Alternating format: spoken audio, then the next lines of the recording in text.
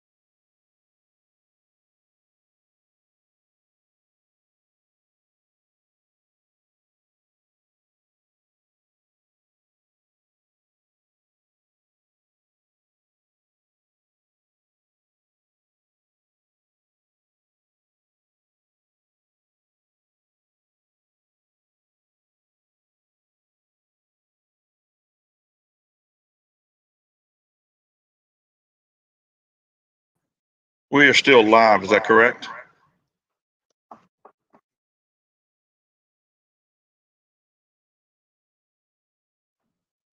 Okay, gentlemen, I would like to have a motion to return to open session, please. So move, Mr. Chairman. Any discussion on Mr. Black's motion? Your vote, Mr. Black. Aye. Mr. Smith? My vote is aye also. I'd like declaration of executive, please, sirs, gentlemen. Let the record reflect while we are in executive session, we only discussed this intent, and that was personnel. Thank you, Mr. Smith. Any discussion on Mr. Smith's motion? Your vote, Mr. Smith. Mr. Black. And my vote is aye also. Ms. Johnson, I do have a change to make on the agenda, please. We can do that under item P, under county administrator's report. And I will just make that discussion on the EDA. Actually, can we move that to item O and then move item O to item P, Mr. Chairman? Because item O is just upcoming events. Absolutely. So item O will be Economic Development Authority, and Yes.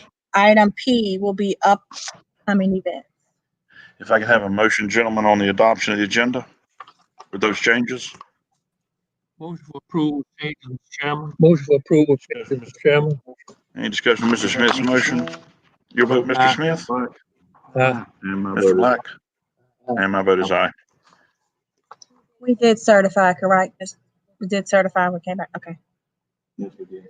All right, thank you, Mr. Chairman. The first item on the agenda tonight are approval of the minutes from September 22nd, 2020, the Board of Supervisors regular meeting minutes, October 27th, 2020, the Board of Supervisors regular meeting minutes, and November 12th, 2020, the executive open session meeting minutes, CH2M Hill invoices for services through November 17th, 2020, and appropriations for December 2020, sir.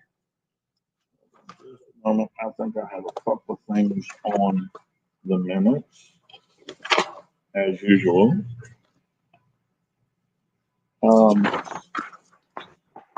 Page 20 Page 20 of of September 22nd meeting. September 22nd meeting. You see where it says consent agenda? Do you see where I want to make sure I'm in the right place. I want to make sure Bill Cota stated he would like to strike. Bill Cook That would be strike. that made it? On page, On, oh, that's okay. That's done. oh, that's it. And that is done. That's all I have. That's the only change I have. So the floor is open for a motion on the consent agenda, gentlemen, with that change to the September 22nd meeting minutes. With that,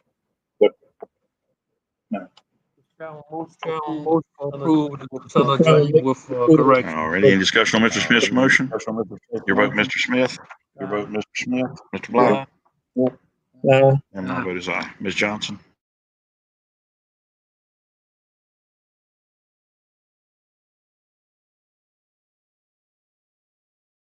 The next item for the evening is the presentations.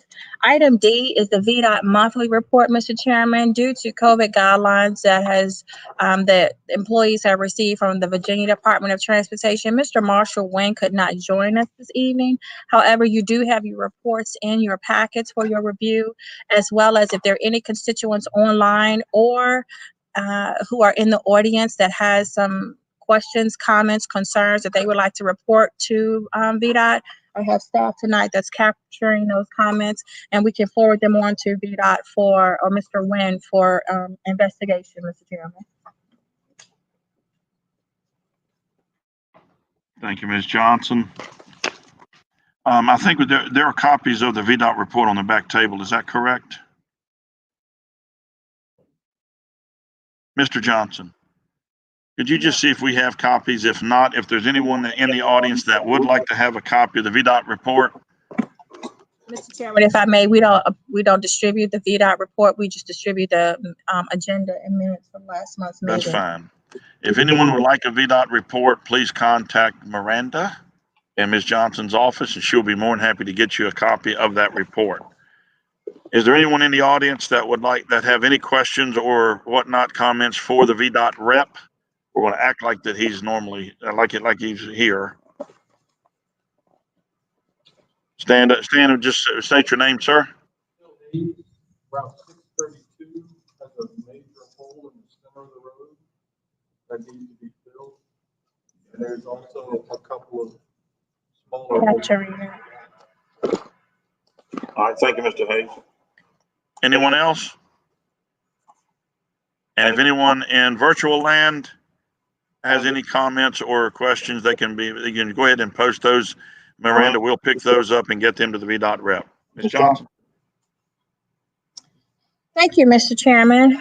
At this time, we will have our interim information technology director, Ms. Wendy Payne, come and do the introduction of Mr. Darrell Tinsley with the information technology department. Ms. Payne, Mr. Tinsley.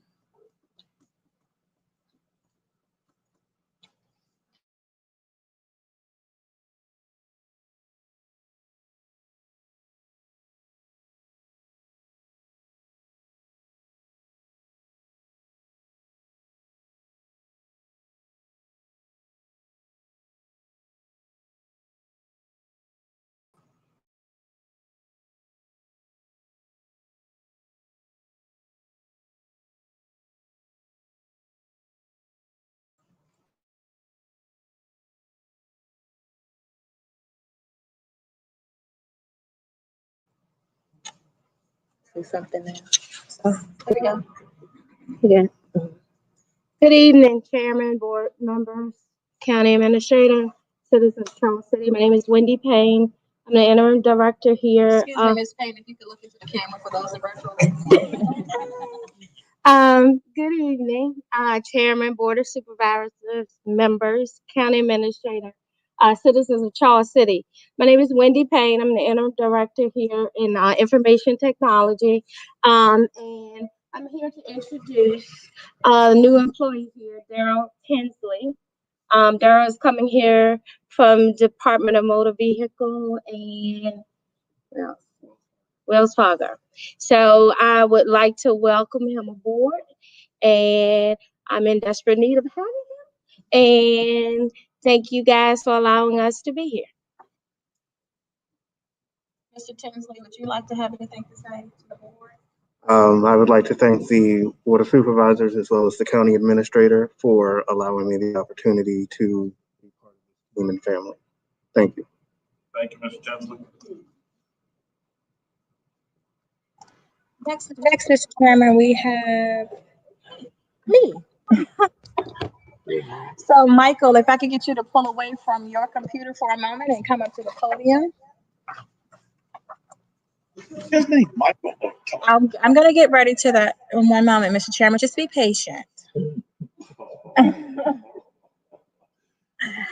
Evening's gonna go. Ladies and gentlemen, I would like to introduce Mr. Michael Todd Creel.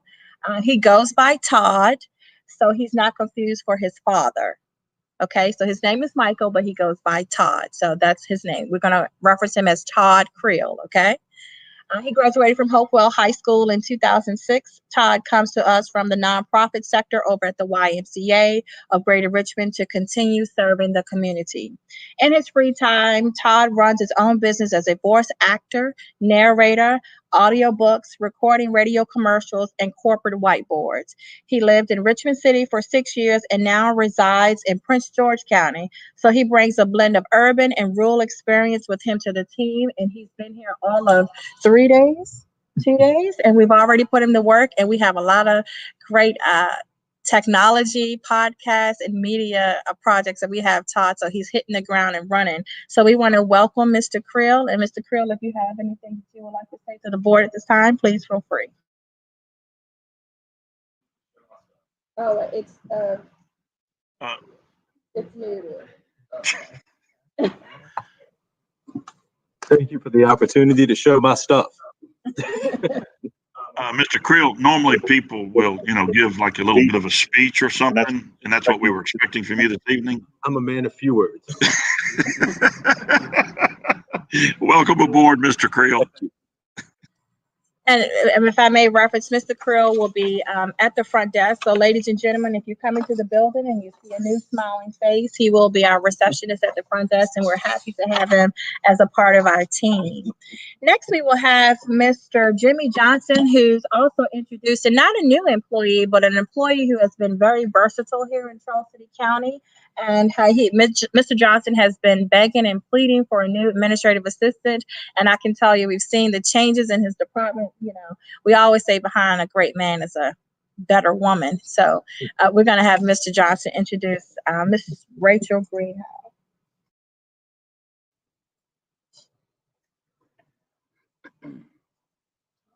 Mrs. Greenhouse been with the county. Are you gonna get to that? Good evening, Mr. Chairman, Board, Ms. Johnson, citizens. Thank you for that great introduction. I bring to you Ms. Rachel Greenhouse. She comes to me from Public Works Department. She's been with the county for 21 years. She's been a great asset to my department. Like Ms. Johnson said, I've seen so many changes in my department as of having Ms. Greenhouse in. So I just want to say thank you, Ms. Johnson and the board, and welcome Ms. Rachel Greenhouse. Good afternoon. I've been here 21 years. Thank you all for the opportunity. I've been in planning, management services, and public works. I'm happy to be fire EMS. Mr. Smith, is there anything you want to say? It's evening time. It's evening, not afternoon. Afternoon, evening, good night, everything. He is on one tonight, ladies and gentlemen. Put your seatbelts on. We're going for a ride. Actually, Ms. Greenhouse has, since I came on the board 9 years ago, I'll walk in and I'll say, we need to do this. And she'll say, good morning. And so she makes me stop and slow down and say good morning and good evening. Welcome aboard, Ms. Greenhouse, in your new position. I would also like to add that our housing division, Ms. Greenhouse, still will manage all of our housing needs for the county through the Department of Housing and Community Development.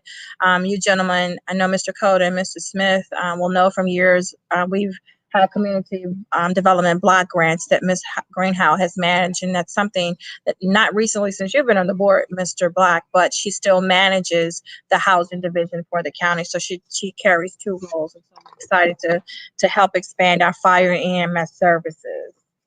Next, we have Mr. Alec Bretner, new executive director for the Crater Planning District Commission. And he is coming to make a presentation tonight, and we want to welcome Mr. Bretner. He actually replaces Mr. Denny Morris, who you would see for years. Denny went off into the land of retirement only for a second. He's working on a project with Crater Planning District Commission, so he's still around, and we want to congratulate Mr. Bretner for Denny's replacement. And then also, I was reading an article today that Mr. Morris received the Virginia Planning District or Planning Association's award, executive award. So we congratulate Mr. Morris as well. So Mr. Bretner.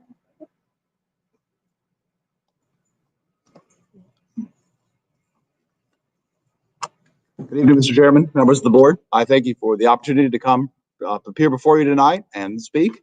I just come to introduce myself, being new to both the Crater region and Virginia as a whole. As Ms. Johnson explained, I will be the incoming executive director at the Crater Planning District Commission. Mr. Morris was the executive director when Charles City County joined the PDC in 2007, and he was there 25 years as the executive director prior to that. So I have big shoes to fill. I'm sure that he is synonymous with the PDC in the Crater region, and I'm excited by the opportunity to come and learn from him as we overlap here and take the reins in 2021. We will continue to have Mr. Morris around and manage an important project, which will look at an economic recovery plan coming out the backside of the pandemic, which we hope and pray will be very soon. But I was coming to you here from South Carolina. I worked for PDCs most of my career in South Carolina, but also a bit as a consultant in Tennessee and North Carolina. And I found my footing working in active transportation issues at the PDC 15 years ago in Charleston. And I'm pleased to come here and bring my expertise and experience in environmental planning and transportation planning and economic development to the Crater region. And I'm happy to work with y'all to provide services. In fact, I was just talking with Rhonda on my way in about a project we might work together on to accomplish. And so very pleased to be here. I have a presentation of a plaque of a proclamation that the PDC adopted in its October meeting. And the proclamation, the purposes of it is to recognize 50 years of partnership among the local jurisdictions that participate in the PDC. And of course, it's in no small part a recognition of Mr. Morris's service to the commission, because he was literally there almost the entire time. And as Ms. Johnson noted, Mr. Morris was awarded the president's the award of the VAPDC, which is the association for all of the PDCs across the state for a lifelong achievement. So, sir, if you have a chance to see him, certainly wish him well and congratulations. In the meantime, I'll read the proclamation into the record, if you all allow. Whereas the Crater Planning District Commission was formed in May 1970 pursuant to the Virginia Area Development Act with 9 member localities, the cities of Colonial Heights, Emporia, Hopewell, and Petersburg, and the counties of Dinwiddie, Greensville, Prince George, Surrey, and Sussex. And whereas the planning district today encompasses 11 localities, having added Chesterfield County in 1985 and Charles City County in 2007. And whereas the commission's purpose, as stated in the charter, is to promote the orderly and efficient development of the physical, social, and economic elements of the planning district by planning and encouraging and assisting governmental subdivisions to plan for the future. And whereas the Commission's regional priorities have centered on economic and small business development, transportation, the environment, support for its military installations, providing local technical support to its member localities, and fostering regional conversation and collaboration. And whereas the Crater Planning District Commission takes great pride in its history of accomplishments, while recognizing the importance of looking forward to the challenges of the future. Now, therefore, be it resolved that the Crater Planning District Commission, this 8th day of October 2020, celebrates the accomplishments and partnerships that have been built over the past 50 years, which have created an enduring foundation that provides opportunities for new achievements and alliances in the future. Signed by me, Alec Brebner, Executive Director, and Chairman Dr. Mark Moore, who is a Board of Supervisor member in Dinwiddie County. And so I thank you for the opportunity to speak. And I want to say finally that the most important thing a PDC can do is to keep up, is to be a forum for communication and to keep up dialogue. So I invite you all to give me a call or an email anytime. I'd be happy to speak with you and learn more about Charles City County and find out how I can help you. So I'll pass out business cards too if you would like. The presentation here. Thank you, Mr. Brebner, and welcome aboard for sure. Mr. Brebner, we really appreciate this, and I would like to tell the board I have the pleasure of representing Charles City on this board as the vice chairman for the Planning District Commission. So we have representation on the board on the commission in Petersburg. So thank you so much. I appreciate that. Next item, Mr. Chairman, are appointments. I know there was some discussion earlier, Mr. Chairman, that you had concerning the Housing Task Force. I skipped public comments. You're exactly right. Thank you, Mr. Smith. So, ladies and gentlemen, this brings us to our first public comment period. For those that are visiting us virtually, you can put your comments in the comment section on YouTube or Facebook, and we will see them and answer or capture them accordingly. Ladies and gentlemen, if you have any comments during this first public comment period, we would ask that you come to the podium and state your name. If you're speaking for an individual, you have 3 minutes. Speaking for a group, 5 minutes. Mr. Chairman? I normally say all that stuff. I just took your option. As far as virtual, all you all that are virtual, please don't wait until we get to the public comment period to type in your comments. Go ahead and type them in at any given time. We will revert back and pick those up at our public comment period times.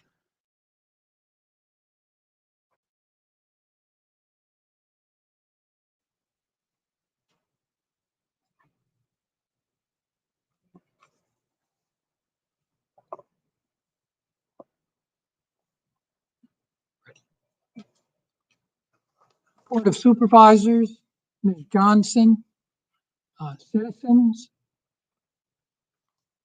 I have two questions. And let me put on my glasses.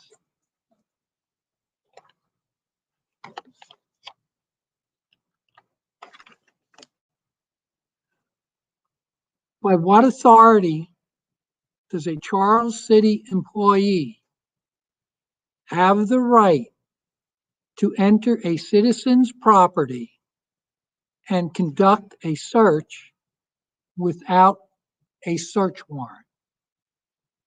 Second question, who within the county administration has the authority to direct an employee to do the same? Thank you. Thank you, Mr. Churns. Anyone else from the audience like to make a public comment? Please come to the podium.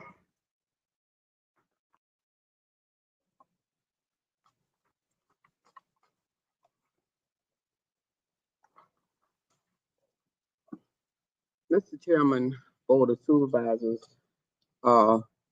Administrator Johnson.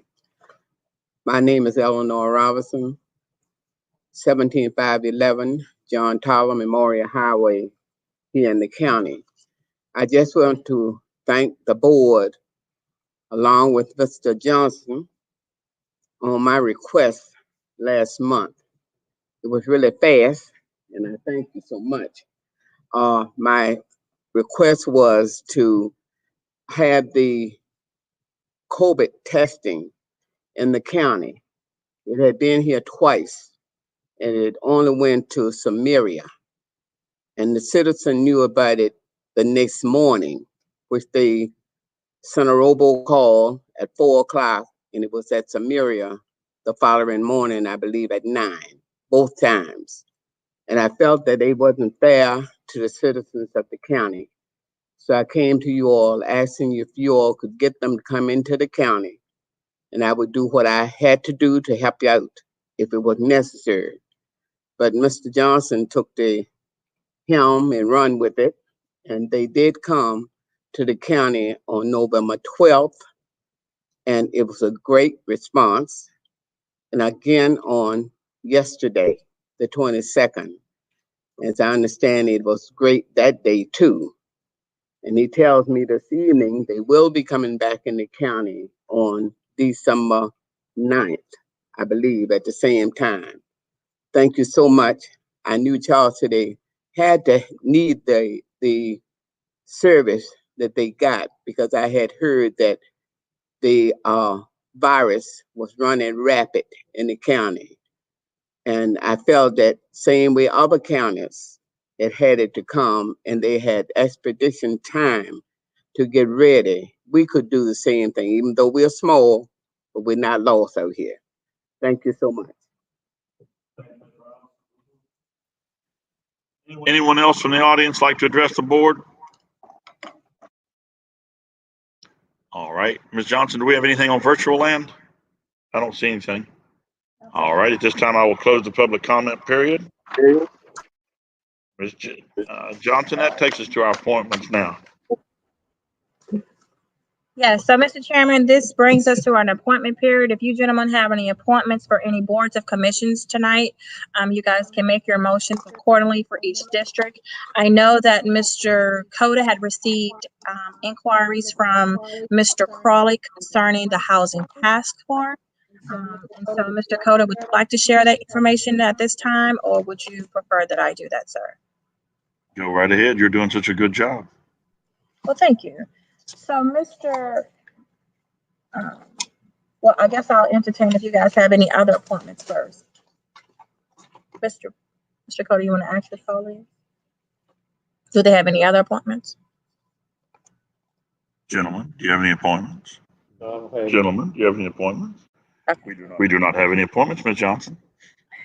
Okay, so on the housing task force, currently we have 1 member that represents District 1, 3 members that represent District 2, and 4 members that represent District 3. Okay, and so Mr. CODA received the inquiry from Mr. Crawley, who was in District 1, who wanted to basically balance the appointments for each district. And so the ones that are highlighted in yellow, and this is on page 61 in your binders, Ms. Holloman and Reverend Sheila Crump both are in need of appointments for District 3. And Mr. Crawley was requesting that the new appointments, if they could be appointed, however, they be appointed under District 1. And you do have that ability. So if a citizen lives in another district, you can make that citizen your appointment for another district. Okay. I know that Mr. Black, Miss Lisa Jones is still working on setting up your appointments to meet with all of your appointings for all boards and commissions.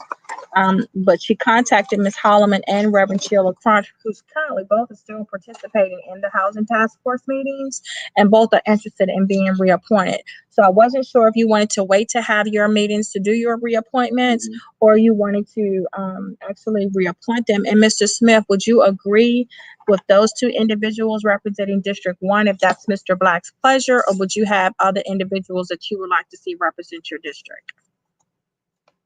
If you could, I'm fine with that. okay. So Mr. Black, if you would like to reappoint those individuals, you can reappoint them, but they'll be a District 1 representative, or you can wait to speak with them before you reappoint them like the rest of the boards and commission as you've requested.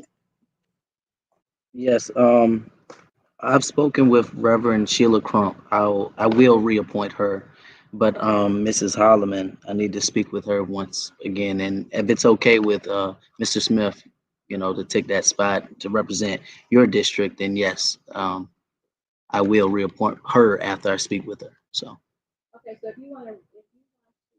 if you would like to reappoint Ms. Reverend Sheila Crump tonight, you can make that motion, and your colleagues can motion to approve or deny. All right, so we got to rehearse how we go over appointing, making appointments again. Haven't done it in a while. That's So, okay. all right, so, You just motion to reappoint or just motion to appoint? okay, Mr. Chairman, motion to reappoint Reverend Sheila Crump of John Tyler Memorial Highway, 12647, for District 1, I believe. Yeah. Yeah, for the Housing Task Force.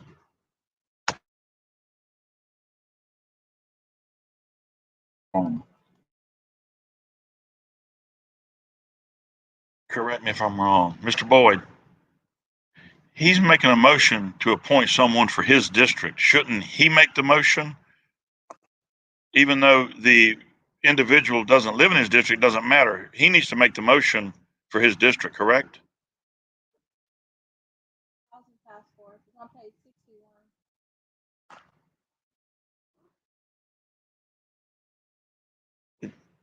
Is that who you want? Okay, but I think he should make the appointment, the motion, shouldn't he? Okay, rescind your motion for me, please, sir. Motion rescinded or Just say I rescind my motion, Mr. Chairman. Withdraw. Withdraw your motion. Withdraw my motion. Thank you, sir. Thank you, sir.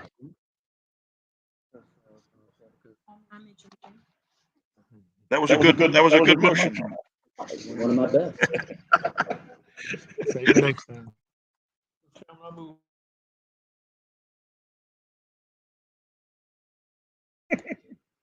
Mr. Chairman, I move that Reverend Sheila Crump be appointed to the Housing Task Force, representing District 1. All right, is there any discussion on Mr. Smith's motion? You hear a vote, Mr. Smith? Aye. Mr. Black? Aye. And my vote is aye also.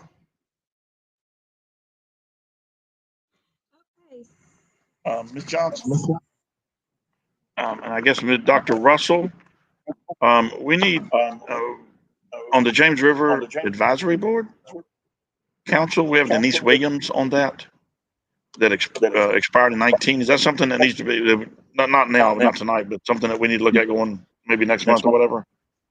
Yes, we can examine it next month. Any other appointments, gentlemen? All right, Ms. Johnson, I think we're all good here. This brings us to the county administrator's report for the evening. Our first item, Mr. Chairman, is the budget amendment revenue for DMV annual friendly plates. We're going to ask Ms. Abby Pemberton come into the show. Mr. Chairman, she actually is virtual tonight. We knew that we had to limit the amount of individuals that could gather into the room. And so we've asked our directors that could present virtually to do so. And so, Ms. Sledge, if you could bring Ms. Abby Pemberton into our virtual show, I would appreciate it. And Miranda, we can unmute that machine and the audience can hear her, but won't be able to see her. One moment, Abby.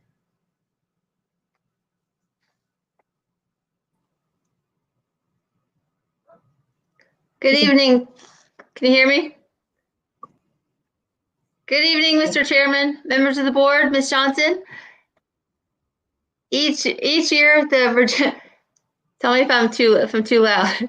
Each year, the Virginia Department of Motor Vehicles sells a specialized animal-friendly license plate design and agrees to allocate a portion of the sales proceeds to the underlying localities in which the vehicles are registered. And in turn, the locality is expected to use these funds to support local pet care efforts.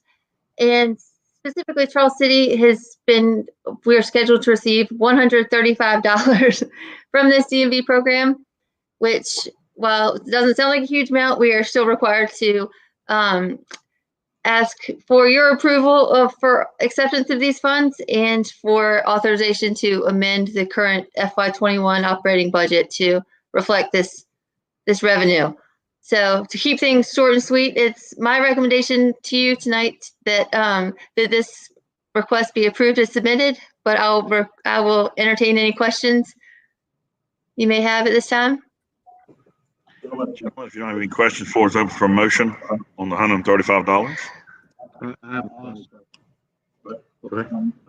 Mrs. Pemberton, how do you suggest we spend $135? The request, which I believe there should have the request, I believe it's the animal control through the sheriff's department. They actually have a list of very special, very specific kind of eligible programs that go towards for dog and cat support for special, I guess, special purposes in the area. So they would, they have their marching orders for days. So in other words, you can't get it to District 3. Thank you. Thank you. Gentlemen, if no one else has any other questions. Mr. Chairman, motion to accept the $135 and also amend the FY21 operating budget. All right, discussion on Mr. Black's motion. Your vote, Mr. Black? Aye. Mr. Smith? My vote is aye.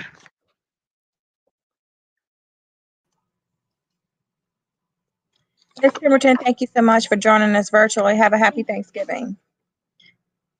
Next, Mr. Smith, Mr. Chairman, we will have Ms. Denise Smith come and join us for items B, tax relief for the elderly and disabled, and item C, the real estate assessments. Ms. Smith, our Commissioner of Revenue.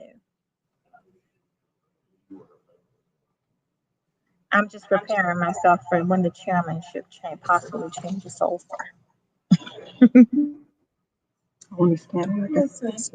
Okay. Good evening, everyone. Mr. Chairman, board members, and all assembled.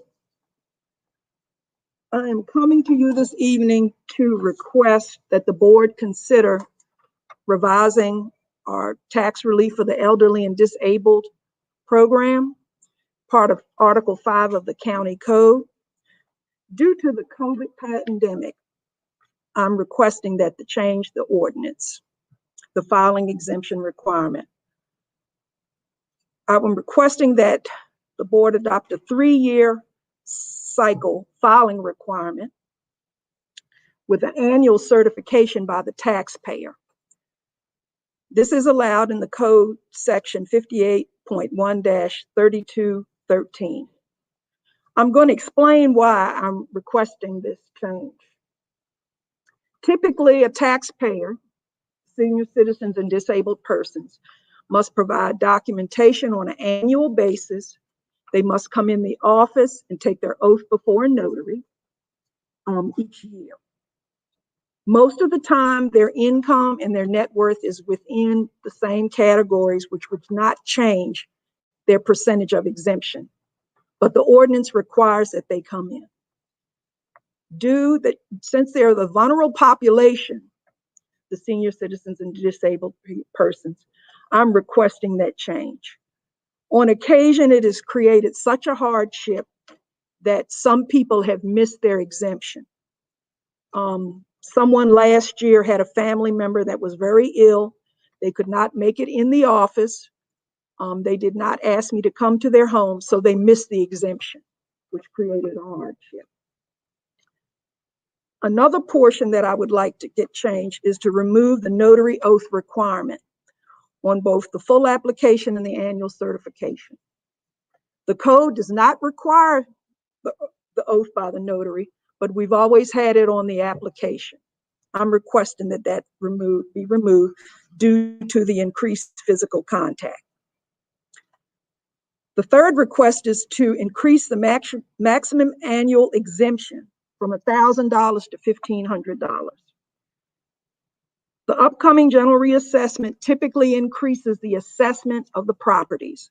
Some people may get 100%, but since their maximum tax amount is over $1,000, they will still have a portion that they have to pay. And I've included the scale as I proposed. The last changes done to the tax relief for the elderly ordinance were done January 23rd of 2007. And I believe it would be a good time to make the change. There shouldn't be much increase in loss of revenue, and it will eliminate some of the burden on the taxpayer having to come in the office, produce copies, and take the oath before the notary. If you have any questions, please ask them now. Or if you have any questions, I'd be happy to answer. Gentlemen, any questions for our Commissioner of Revenue? How you doing? All right. I was just curious as to how many people on average do we have throughout our county that actually benefit from this? I knew someone would ask that, so I have the information right here. What's that? I couldn't even hear this. She said she knew someone was going to ask. No, and that's fine. And she's probably prepared for it. Yeah, that's a good thing.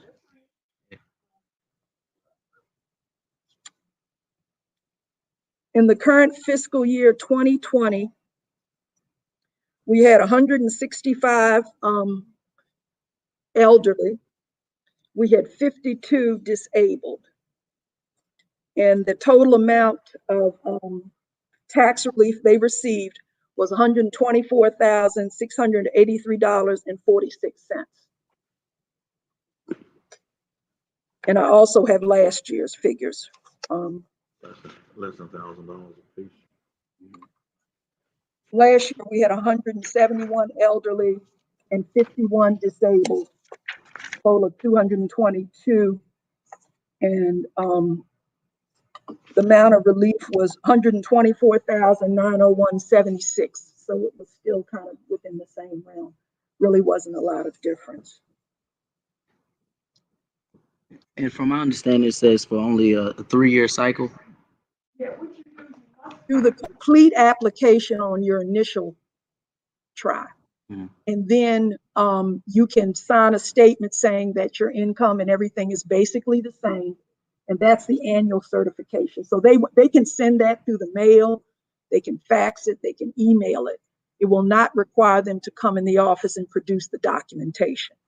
But on the 4th year, they will have to come in and do the full application. And is that more so to prevent fraud or? Well, it's part of, it's an income-based ordinance and it's net worth based. Somebody asked me, they said, well, I'm almost 90 years old, and they were talking not necessarily about the tax relief, They were talking about filing income tax. And I said, the income level is what the requirement is. So if you're, let's say, for instance, if your income is $350,000 a year, you would not qualify for tax relief for the elderly because there's a limit. But there are people who have, they've been able to maintain their homes, and the tax relief is really a help. And a lot of the citizens say this is really helpful to us. And everything is totally confidential. It's not open to public inspection for anyone. And no one can look on the county records and tell that they have it. Only they know they have it, and the staff in our office know, unless they tell somebody. Yes. Oh, I'm sorry. I'm sorry.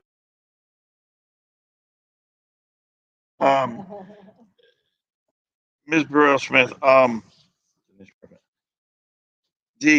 every 3 years they have to do the full entire application and have it notarized. Is that correct? Three portion be removed also, because that's in the second portion on number 2. And really the code doesn't require it, but when the board here, when they initially adopted the ordinance, they did.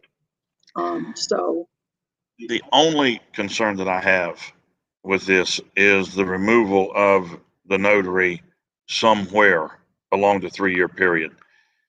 If they have to fill out the full application every 3 years, then they have to come in, correct? No, they just have to provide the documents. In the case of fraud on the disabled side, possibly, if we do not have a signed notarized statement, then we really don't have a leg to stand on if fraud is committed. Am I correct, Mr. Boyd? I'm not correct. Okay.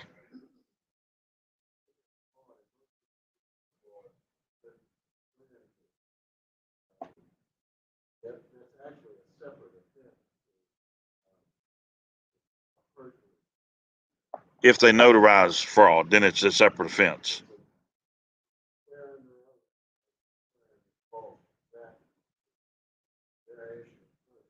Okay.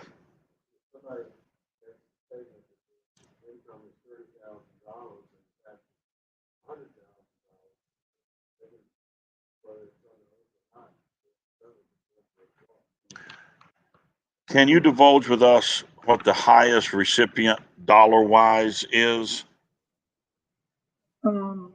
If you have it, if you don't, that's okay. I mean, you mean the current limits or? Currently, or? Well, if their income from all sources is over $50,000. All right, we had roughly about $1,000 a person is what the total liability is for us on the tax relief. My question is, and if you don't have this information, it's okay. What is the highest dollar level for a recipient out of the 200 some people? What's the highest one that receives tax, the dollar amount? I think we have maybe a couple of people who are maybe a couple $100 under the 50,000. Are you talking about income? What are you speaking? No. No, what's the largest amount of relief that's distributed? Oh, just 1,000 is the limit. Oh, so it's limited to $1,000. Right, and I'm asking to increase. Okay, that's fine. Yes. So we're talking about them. Okay, I'm good. Thank you. Right. So yeah, I'm good. Okay. Okay. Is any other questions, gentlemen? If not, floor is open for a motion. Mr. Chairman, move that the request coming from the Commissioner of Revenue be approved as presented. I was getting ready to ask a question. Continue. Yes, Mr. Boyd. Right.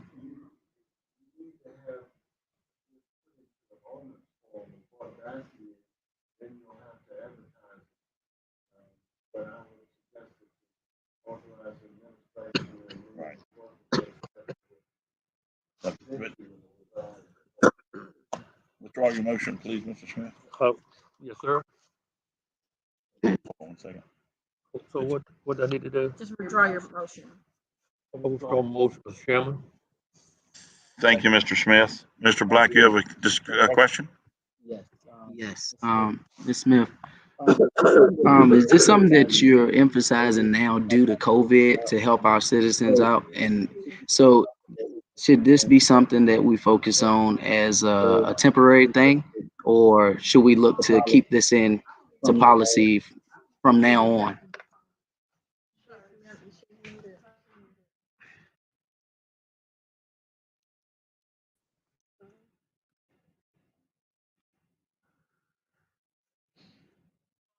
There are some localities that have years this way because of the hardship it creates. And basically, even with the documentation that is provided to us, the levels are basically the same. So it's just something that they have to do and provide for us because that's what the ordinance requires. So I think it should be probably a permanent.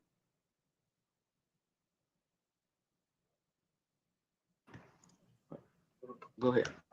So, Mr. Chairman, one of the things, like Mr. Boyd stated earlier, this will have to be an ordinance that we would have to advertise and conduct a public hearing that we will have back for you in the December meeting. Our goal is to have the public hearing in the December meeting. Ms. Johnson, is it okay if we sort of combine this hopefully with some others, because we got to pay the advertising on this, correct? And we can combine this. So I don't know if Dr. Russell will have anything being advertised for ordinances for our December meeting. You will have? I would only request, is there a time limit on this?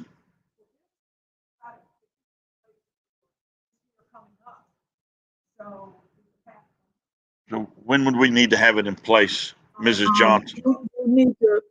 It would need to be adopted in December, really, because we start taking the applications in January.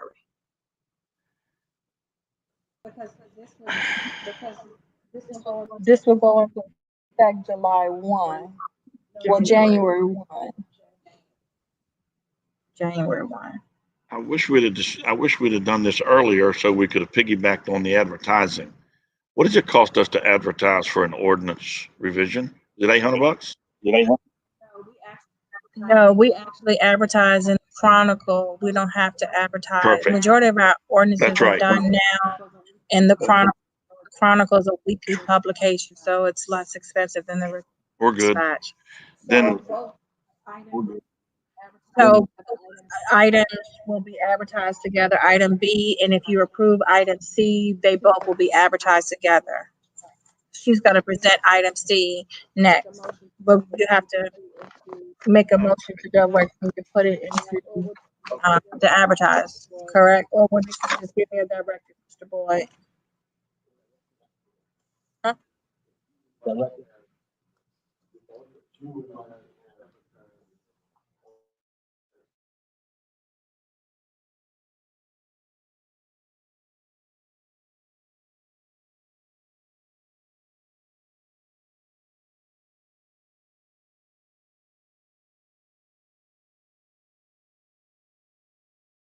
Charles Smith, if you would like to.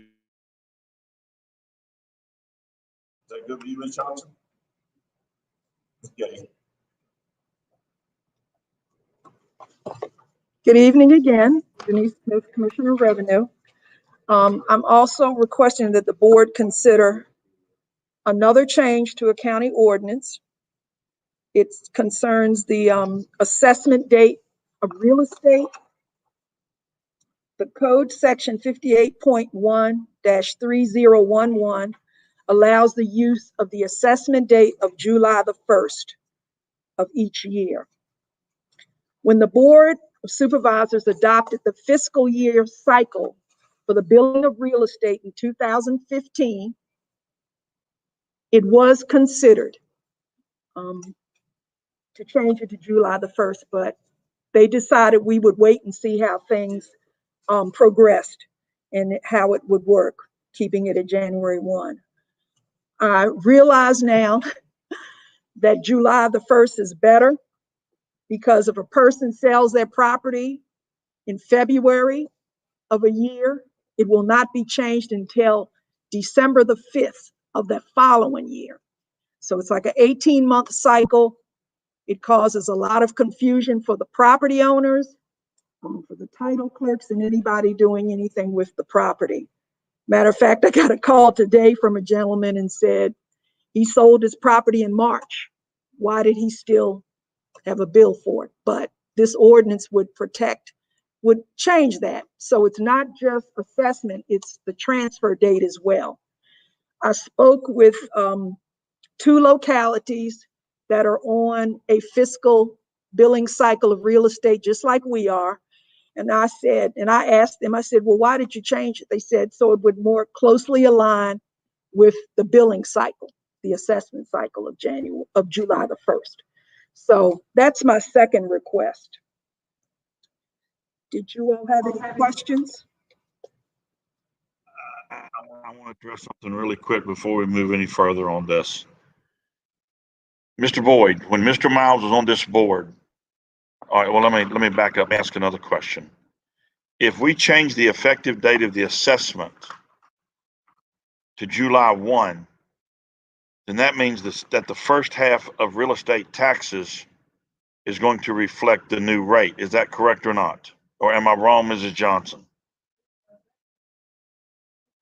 It had to, no, hold on a minute. Mr. Miles, we went through a whole lot to get, it was either our real estate tax rate to be not effective until January the 1st, because when we would adopt a new tax rate, it would go into effect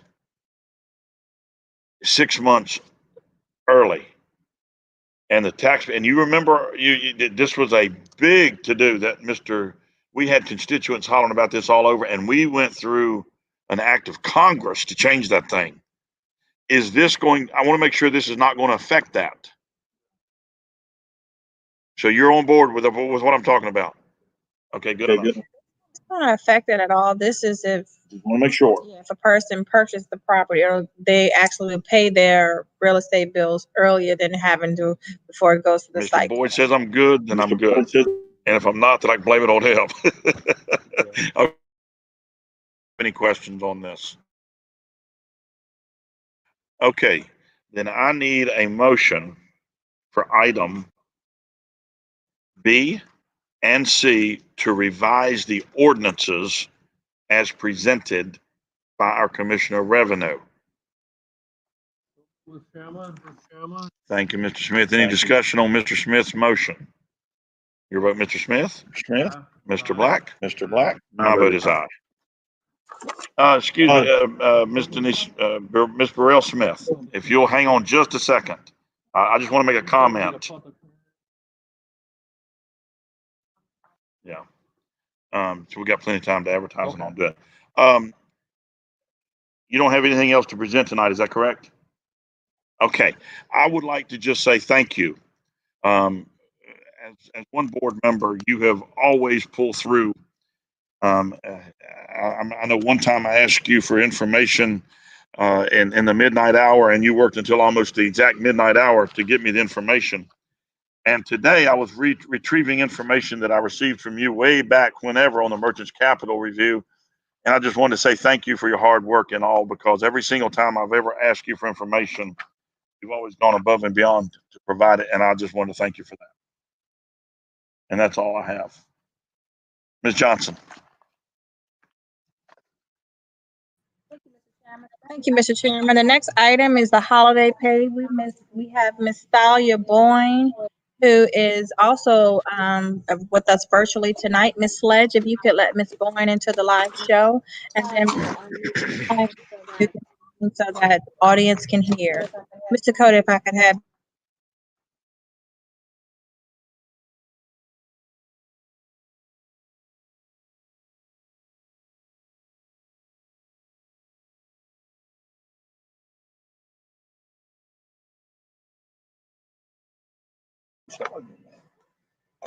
Ms. Sledge, we are waiting for Ms. Boyne. There she is. Take it away, Ms. Boyne. Good evening, Mr. Chairman, members of the board, Ms. Johnson, citizens. This evening, I come before you, Mr. Chairman, to request that the funds that we receive from United Healthcare be used for a holiday premium pay towards our employees, and the total amount of $26,105. As you have before you, it states that we received a refund from United Healthcare in the amount of $29,271.47. Basically, this is a refund from our health insurance provider when we as employees don't utilize all of our health insurance benefits towards hospital visits and doctor's visits and whatnot. And so because of the Affordable Care Act, they have to refund a portion of those funds that were paid towards the premiums. And so once we receive those funds, of course, it's at the discretion of the county as to what they can do with those funds. However, it is recommended that you reinvest those funds back into the employees. And so let's say all that to say that this evening I ask that on December 15th, you provide our staff constitutional as well as social services with a premium reimbursement of $250.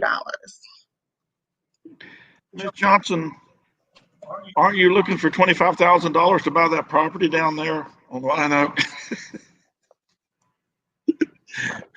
I think reinvesting in our most valuable assets is the biggest thing. And last year, you guys could you use your machine, Mr. Dakota, so you could hear me clearly and distinctively?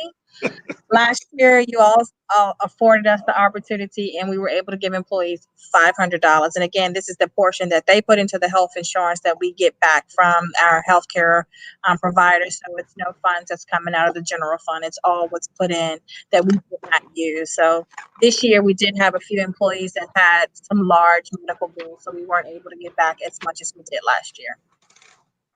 Do y'all have any questions for Ms. Bowen? I'm going to make a motion. Well, I got a question. Yeah. My question, do employees have a choice in premium reduction or taking, cash rebate?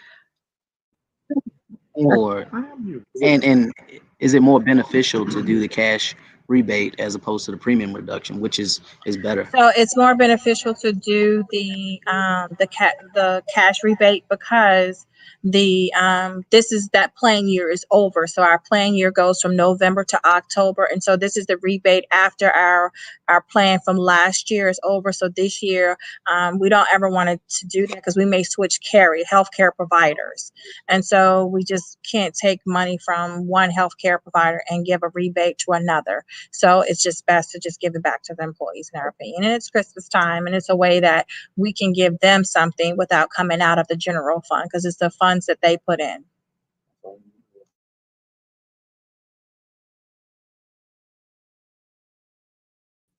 All right. Since I was teasing with Ms. Johnson, I'll go ahead and make the motion so everybody doesn't think I'm a Scrooge. I motion that we go ahead and award the holiday pay as presented by Ms. Bowen, our HR director. Any discussion on my motion? Your vote, Mr. Smith? Aye. Mr. Black? My vote is aye also. Ms. Johnson? Thank you, gentlemen. Thank you, Ms. Bowen. You have a happy Thanksgiving. You all as well. Next item, Mr. Chairman, Mr. Black, you have asked us to come back with some information on the solar utility rebate. And so Dr. Russell has a presentation, Ms. Pine, that will be presented. If you guys could turn your attention to the screen. And this will give you some information on the solar rebate that you asked us to make a recommendation. Dr. Russell. Good evening, Mr. Cota, Mr. Smith, Mr. Black, Ms. Johnson, and members of our citizenry who are present and participating in our public hearing virtually.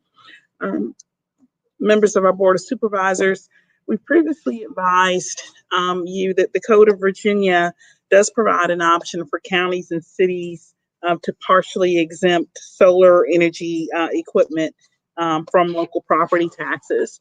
And with the assistance of our Commissioner of Revenue, Ms. Smith, we were able to determine,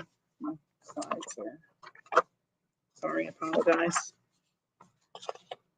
that we have a total of 12 properties in Charles City County with solar panel improvements on them.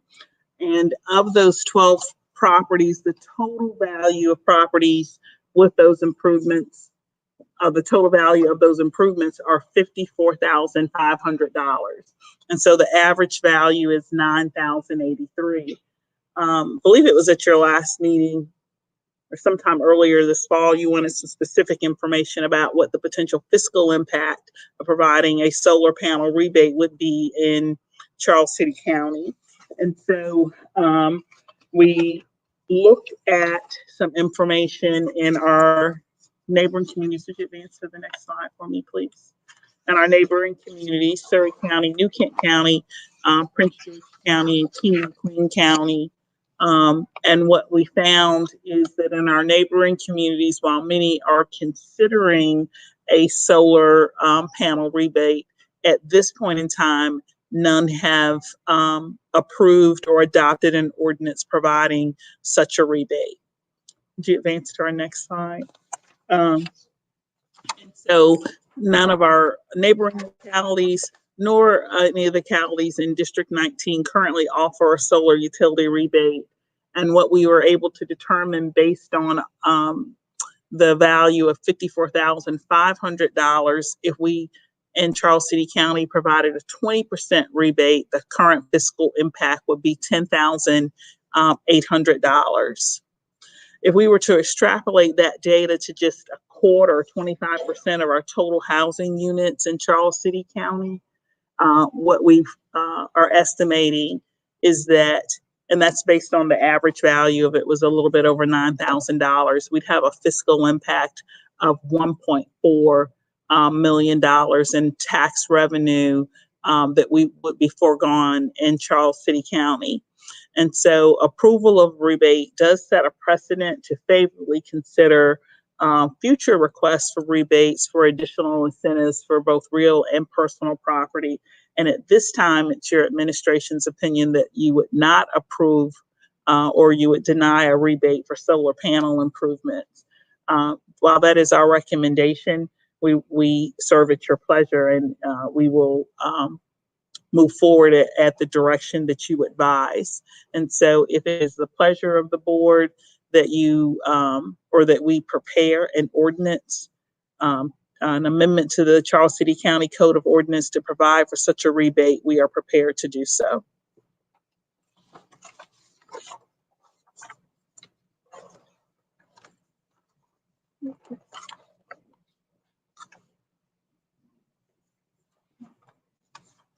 Go ahead and just leave that slide number 3 up, please. Yes, sir. Okay. All right, gentlemen, you've seen the presentation from our Assistant County Administrator. You all have any questions? I do. Go ahead, sir. The 20% rebate, is that something that is like something that you formulated personally, or could we adjust that number to like 10% or any other percentage? It can be. What did we get 20% from exactly? Throughout the Commonwealth of Virginia, while District 19 and our neighbors don't offer a rebate, there are rebates that are offered in Alexandria, Charlottesville, Fredericksburg, Hampton, Harrisonburg, other communities in the Commonwealth. And it's about a 20% rebate on average that's offered for just the panels themselves, the value of the panels.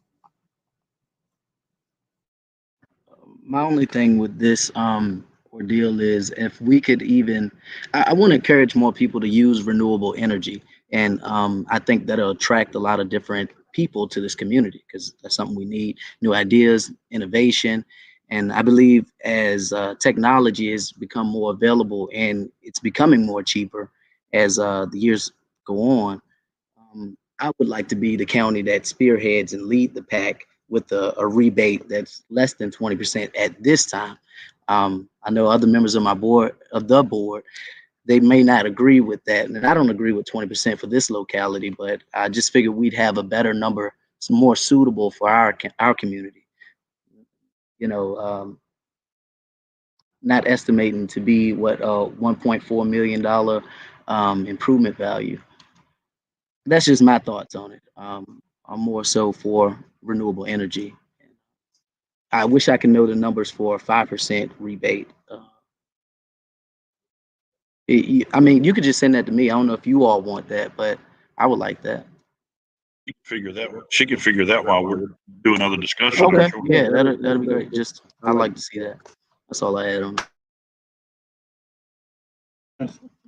I always think along the line when we give rebates or tax breaks, how would it affect our general fund? And that's what I'm concerned about because more people are coming for tax breaks or rebates, and I think we have other issues that possibly that's going to reduce our general fund in some fashion. So I want to be careful when I say, give rebates to someone because you don't, like you say, I agree with renewable energy, but how it's going to affect the overall picture, if more people get into it. Thank you, Mr. Chairman. Anything else, Mr. Black? No.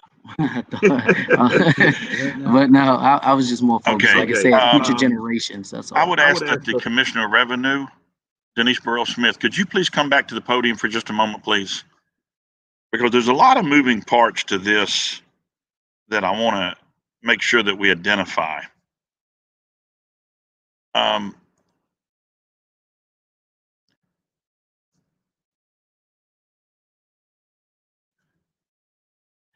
And I apologize to you, Mrs.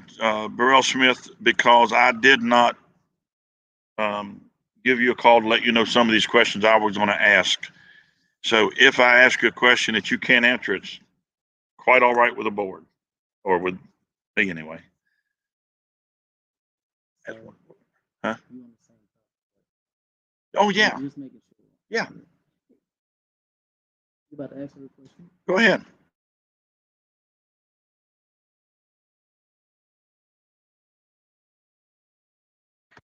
I know we just recently got into a partnership with Dominion Energy for electric buses.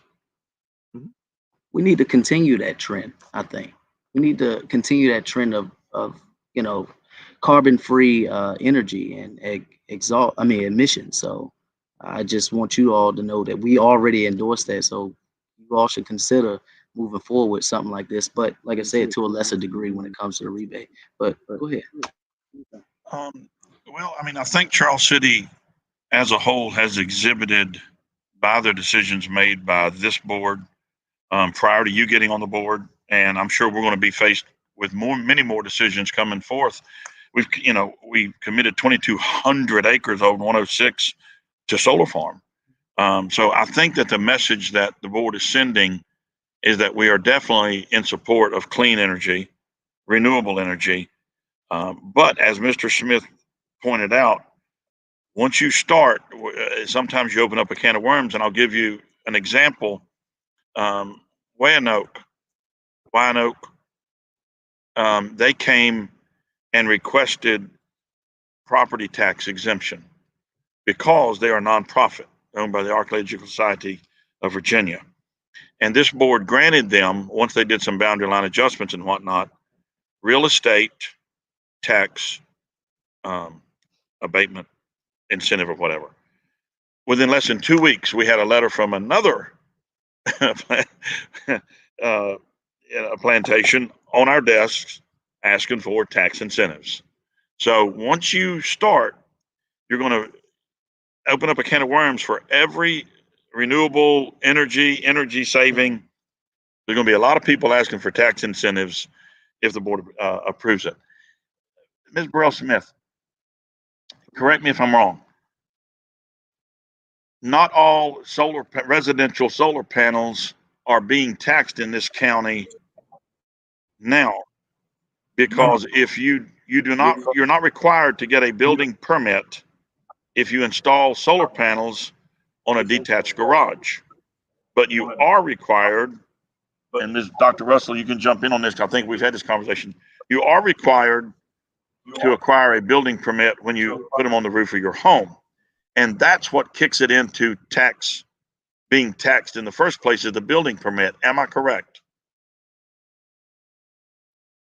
You are correct, but when the assessor goes to anyone's property, if they see something, they're going to assess it. The only issue with some of the solar that wasn't, I'm not going to say it wasn't assessed. Like there's an older home I can think of, built in the 60s, and they put some on there. They determined that it did not change the value because of the age of the home. But in most instances, the newer panels, they do.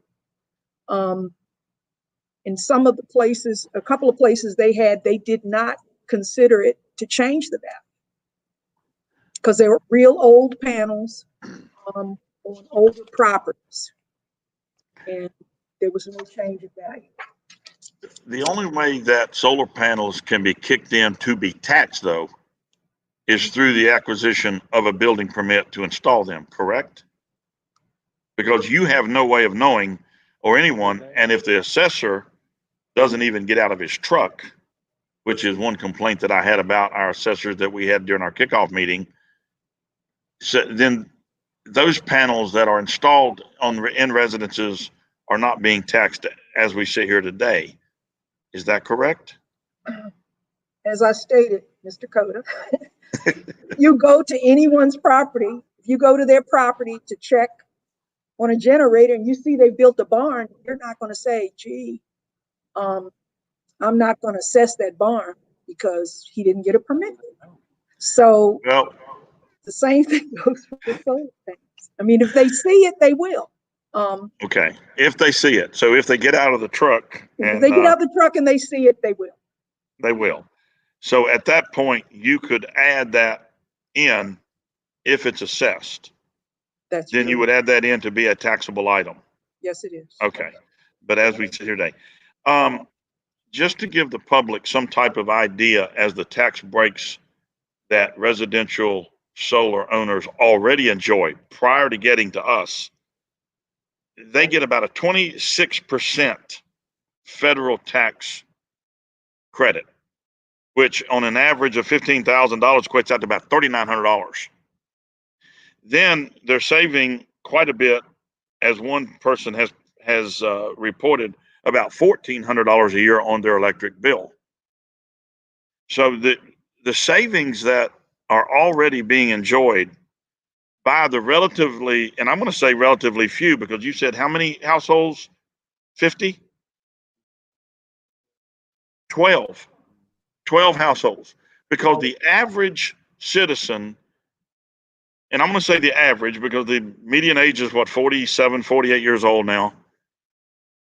I don't think that the average citizen of Charles City, or the bulk of the citizens in Charles City, can afford $15,000 to go out and buy solar panels.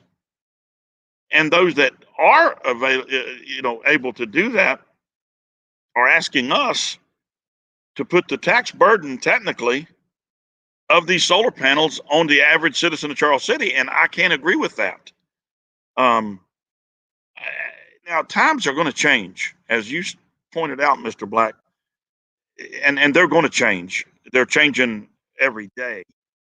But as we sit here today, I can't support a tax incentive on solar panels that so few can afford, because it's going to put the average citizen paying those tax incentives in order to maintain our general fund. So I guess this is a solar utility rebate. Do we need to take action on this, or just decline action? I mean, it's just an agenda item,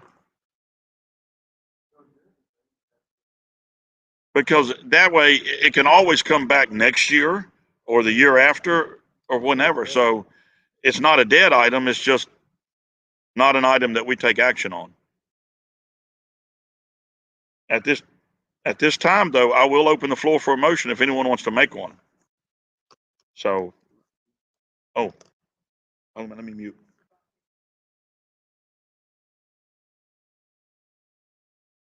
$1,000 or 5%.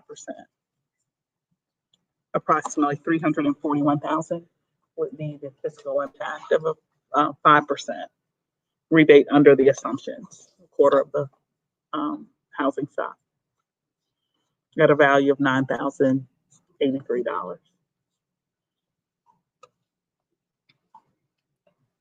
All right, so before we make a motion, if not, we will move on to our next item on the agenda. I just want to, is this the, do we have the actual ordinance in place, like the wording for it so that I could make a motion?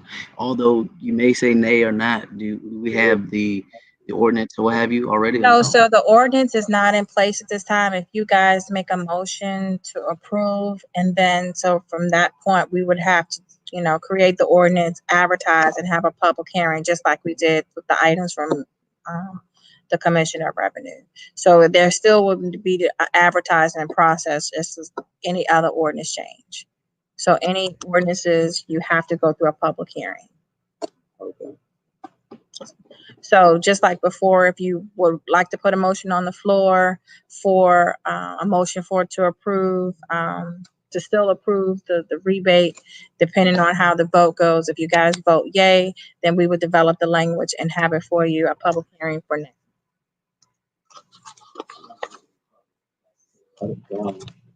But that costs money, correct? To advertise. Well, it has to get approved first. You guys have to approve it unanimous. I mean, the vote has to be carried in order for us to have a public hearing. Okay. So I don't think it's gonna carry, but we're going. Good? Yeah, I'm good. Okay, good. All right, Ms. Johnson, next item. The next item, Mr. Chairman, is the B-poll presentation by our Assistant County Administrator, Dr. Russell.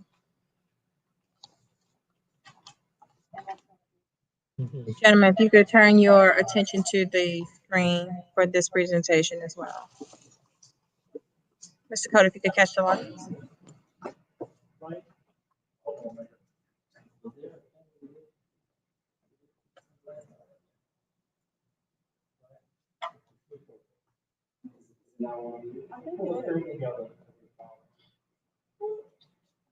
What's bothering you?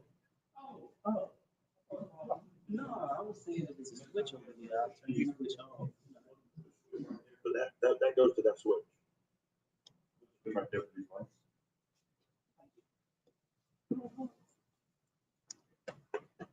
Mr. Coda, Mr. Smith, Mr. Black, Ms. Johnson, and members of our community who are participating in our meeting this evening virtually and on site.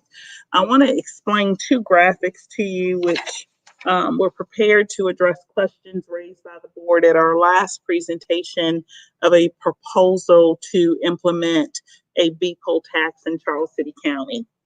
And so the most, I guess, frequent fervent question by board members was related to the likely revenues that would be generated in Charles City County if we were to implement a B-poll tax. And our current business licensing activities in Charles City County, we do require a business zoning permit and we require a business license. We do not have any information at all for our county for the revenues that are generated by individual businesses. And so we we did a couple of things. We actually engaged in interviews with our counterparts in neighboring jurisdictions. We had one-on-one conversations with the Commissioner of Revenues and chief administrative officials in Surry County and New Kent County, and the deputy county administrator in Prince George County actually responded to a written survey that we submitted, and this is what we found. The total number of business license issued in our neighboring jurisdictions: Surry County 390, New Kent County 900, Prince George County 2,319. And the revenues generated in Surrey County, 262,815. New Kent County, just under $1 million, and Prince George County, $1.7 million. What we found, which was really interesting, is the number of employees in the Commissioner of Revenue offices in each of those communities. In Surrey County, they have 3 employees in the Commissioner of Revenue's office. One of those 3 is dedicated to assessing beat poll taxes. New Kent County, 4, 1 employee at a salary of $40,000 for that same purpose, and Prince George County, 5, with 1 employee designated for that purpose. In comparison to Charles City County, we have 3.5 employees currently, and we do not collect a beat poll tax. So I want to go to the next slide and show you, or at least try to explain to you how we are generating these revenues. And so the number of business licenses issued in Charles City County in FY 2020 is 249. And so we compared that to those other 3 communities. And so in Surrey County, about 63.8% is the equivalent of the number of licenses that have been issued. And we took that same percentage for their revenues that are generated. Does that make sense? So see, Mr. Bike, processing and thinking. So in Surrey County, if we tracked and trended the same way, and Charles City County, the comparison would be about $166,000. Same in New Kent County, about $276,000, and in Prince George County, $182,000. And so if we followed that same trending in Charles City County, although the communities are different, we generate about I'm rounding the numbers up, $208,000 in revenue. And so based on that, we have some recommendations based on the figures. Our recommendations are the same as they were before, with one exception. We're recommending that we implement a beat poll ordinance with a postponed effective date of July 1, 2020. That would give us an entire fiscal year to engage in business community outreach efforts and campaign to inform our business community about the tax and our collection efforts, as well as implement our administrative procedures and processes to begin collecting a beat poll tax. We're also recommending that we postpone any additional staff in our Commissioner of Revenue's office, and that we can reconsider after July 2022 additional staff members based on the revenue that is generated from that tax activity.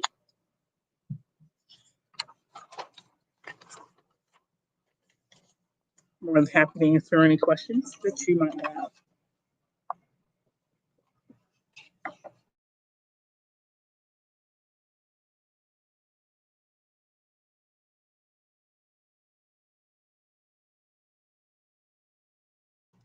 So for those individuals, I see that you had questions concerning the slideshow. We will make those slides available on our county website and social media after this meeting this evening. Thank you.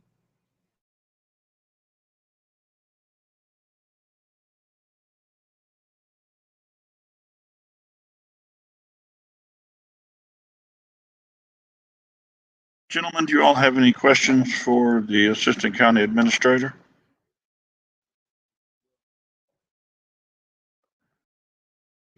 I know you said you wanted to postpone the employee for this purpose, for the Commissioner of Revenue. Do you have an estimate on how much that employee would cost, like to fund that employee annually? I do, based on the 2 communities that provided salary information for the employee. One was 40 and one was 45. They're neighboring communities. And so we certainly would consult with our HR department, but similar activities, similar KSAs, we think that we would be hiring if within that range. So 40 to 45. That doesn't include benefits, which would equate out to about, what, 17%, Ms. Johnson? give or take? About 17%, Ms. Johnson? Actually, about 14%. 14.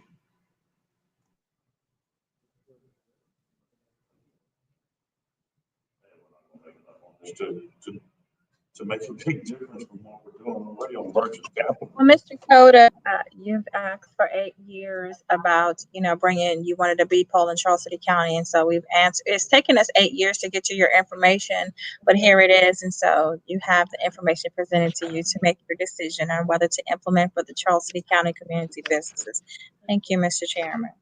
Ms. Johnson, you are so right as usual. I don't even know why I even doubted it for one moment. I have actually been hollering B poll tax for 9 years, not 8. But I own a business in Charles City, and I would have to pay this tax. I see that I'm looking at some of the comments on the right side there. I really thought that a B poll tax would generate more revenue, and it would if we didn't have exclusions, which I'm going to talk about in just a second. If the power generating plants, if they were to come into this county, it would be a totally different ball game, because they would not be exempted because they are not owned by Dominion Power. I was surprised to find out that Waste Management would be exempted from a B poll tax. Also, from the amount of money that we are generating from our Merchants Capital revenue that our Commissioner of Revenue so graciously put together for us. And I'm going to hold this up here just a little bit to where people can see it, because they can't see any slides anywhere. If you take what a B poll tax would generate minus the 45,000 plus the 14,000 in benefits, I would have to agree that the amount of trouble it's going to go through to institute a B poll in Charles City County today is not worth it. And I say that because the amount that we're going to generate today, it would not be favorable. And I'm surprised after 9 years I've changed my position on this. We don't have a lot of large businesses in Charles City. Our two private largest employers in this county would be the ones that would pay the bulk of it. Because they're the largest businesses in Charles City that would not be exempted. So at this time, I'm going to officially declare that I'm changing my position today in 2021 or 2020. She said 2020 while ago, and it was 2022 on the screen. But I'm going to have to change my position on a B poll tax for this year. That does not mean that I would not support a B poll tax later. But I really do believe that Charles City needs to grow economically in order for a B poll tax to benefit us, as the figures that they have put on the screen show. Mr. Black, you look like you have a question. Comment. I was just looking at the revenue. It said about what, $180,000 roughly. Was it that estimated? I'm just curious. Is that what the slide said? 180,000, and then if you take away the 45,000 for the employee, oh no, there it is, 207. Oh, hang on just a second. You're also going to lose your Merchants Capital tax. So we can't have both. You cannot have both. It's illegal. So you're going to lose your Merchants Capital. And what did your graphics say right there? How much? In 18 and 19, we generated $34,000. You can keep that sheet. Mute your machine. There you go, Mr. Smith. We've been in 18 and 19, we generated $34,000 revenue. Last year, 19 and 20 was 27,000. So now you need to deduct that also. And the thing about it is, and the reason that I'm changing my position, once you deduct the employee, the benefits, the 14% for benefits, and the Merchants Capital revenue, we're going to be netting down a whopping 50 grand, if that.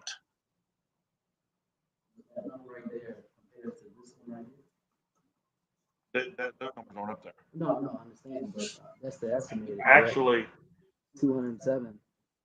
you're saying that we're gonna make 207 off of a beep pole That's what whenever I see. Prince George County with 2,300 business only making, that's 1.7? So we're gonna make 207,000? We're projecting based on what the activity of our neighbors and the trending Of your neighbors. of our neighbors and that trending approximately $208,000. You know, though, we have two large businesses in Charles City. Two. It's not like out of those 390 businesses or 900 businesses or 2,300 businesses, we don't have the business structure in Charles City like other counties do. We've got two large companies, and that's pretty much it. So where is our estimate coming from? I mean, I understand. Based on that estimate is coming based on those other counties' averages. But those other counties have large businesses. I mean, New Kent, my gosh. If you take away what we said we were going to take away, which is this 27,000 right here, and the 40, and it's estimated that we get 207. It seems like we're coming out on top with that. I don't think you're going to get 207 because that is based on Prince George, New Kent, and Surrey. I don't think you're going to net down 207,000. As the averages that we did on last month showed a little tick over 100,000. Is that correct?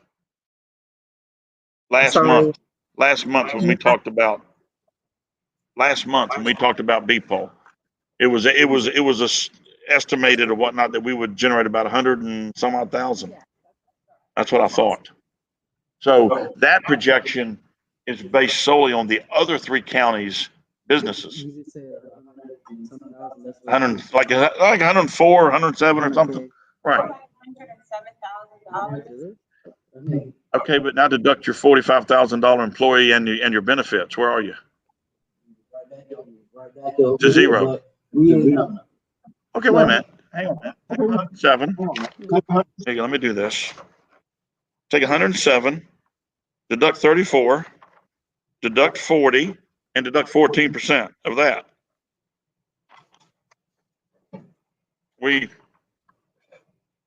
It takes you pretty close to breaking even. Because that's 74,000 right there. Then you add your 14% in, that's going to be another. Well, we shouldn't run off these numbers. Like when it comes to charts and stuff, we shouldn't put these estimations. You kind of get what I'm saying? Yeah. So we can get a more accurate depiction. I mean, as accurate as we can.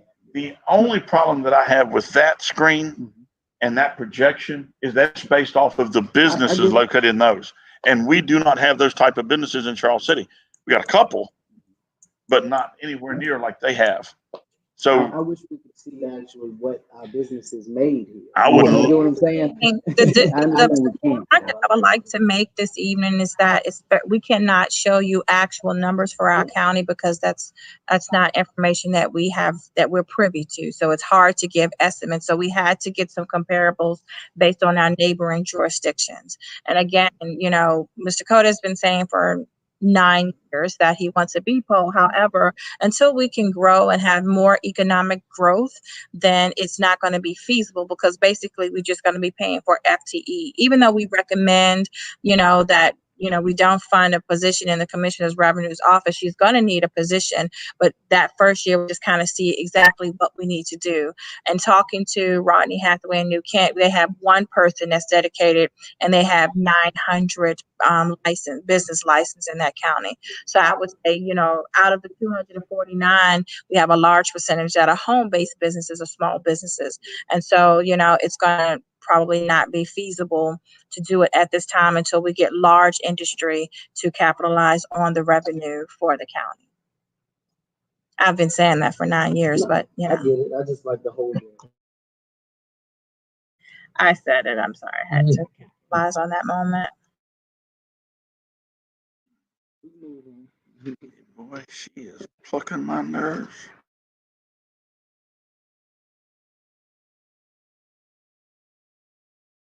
No, Mr. Chairman, I just state facts. Gentlemen, a B poll tax can come back just like the solar exemption. That is something that can come back next year, 2 months, 6 months, or whenever. As the county grows and we increase businesses, which has been my number one priority, it may be actually be very feasible for this county to one day have a B poll tax. But you know, just like Mr. Hilton said, Arell says, you know, you got to figure the cost of it, you know, and what are we going to benefit from. So unless you all, and I'll open the floor for a motion. If not, it'll be another issue that dies for now, but not to just go away, but can come back another day. You good, Mr. Smith? Yeah, I had a question for doing all that discussion. They were answered, and my question will be, when you created something like this, and you don't get enough out of it to cover a position, and you go into a deficit, that's not what I want to vote on. Just going off of these projections, that's all. We good. All right, sir. And Ms. Johnson, we'll move on to item G. So item G is the fire station discussion, Mr. Chairman. Last month, we brought before you the sale of the property in Roxbury Industrial Park. The total sale was $75,110. And you remembered that the discussion when that transaction was initially discussed, that once we sold the property, that you would earmark it for the new fire station that's slated to come to Route 106. And so in your packet tonight on page 81, we referenced the minutes from the April 28th meeting that Mr. Coder, you said that you would like that money committed and earmarked to go towards the new District 1 fire station.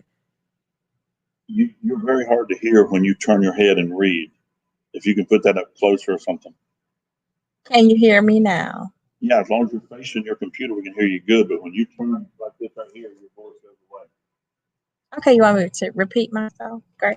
No, I heard you. I just want to let you know. So, ladies and gentlemen, like I stated, and other board members, in the April 28th, 2020 minutes, we reflected that Mr. Coda stated that the monies from the sale of the property for $75,110 will be earmarked for the new fire station in District 1 that's slated to come to Route 106. And so last month, the question came, what are we going to do with the money? And so I just wanted to bring before you tonight that the $75,000 will be earmarked and we will place that in the emergency services fund balance. Any questions, Mr. Chairman? No questions here. Any questions, John? The fire department, please don't move it. Ms. Johnson, you had wanted to, and this really isn't on the agenda here, but it still relates back to what you just talked about. You initially wanted to use that money to purchase the property on the corner.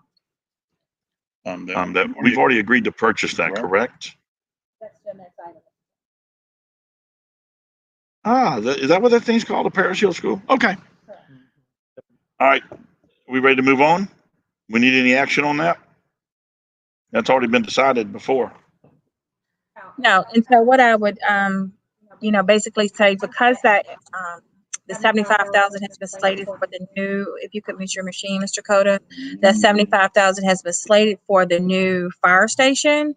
That the next phase of that project is to have the fire station designed. And so if we go out to RFP for design build, then we could use that money towards the cost of having the station designed. And that's something that Director Johnson is examining at this time. Okay. The next item, Mr. Chairman, is the Parish Hill School purchase. As you stated before, we discussed last month to purchase the Parish Hill, the old Rosenwald School on Route 5 from Ryan and Pat Bazard at a cost of $25,000. And you have in your packet that Mr. Boyd has negotiated the terms with the Bazard, and the Bazards, and the agreement is before you this evening. And so I would need a motion to reflect the purchase of this property, Mr. Chairman. Gentlemen, if there's no questions, the floor is open for a motion on the Parish Hill School purchase.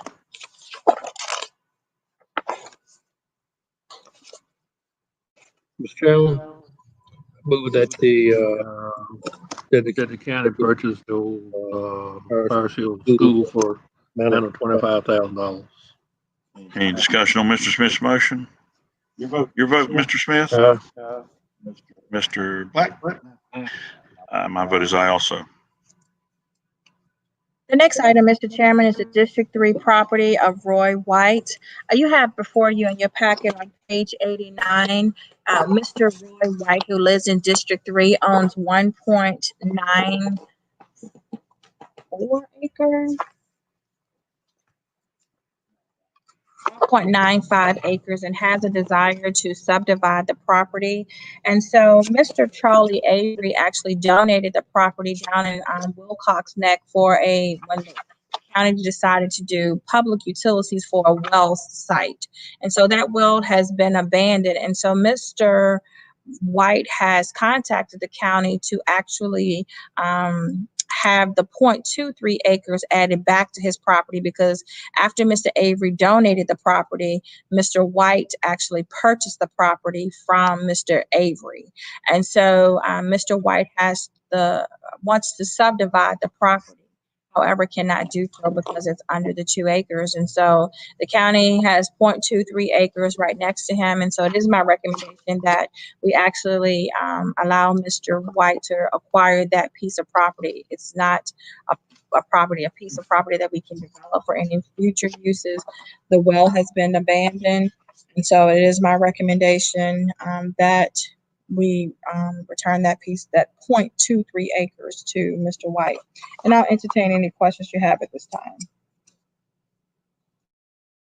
Ms. Johnson, it says that we are going to consolidate with the adjoining 1.5. He already owns the 1.95? Correct. Okay.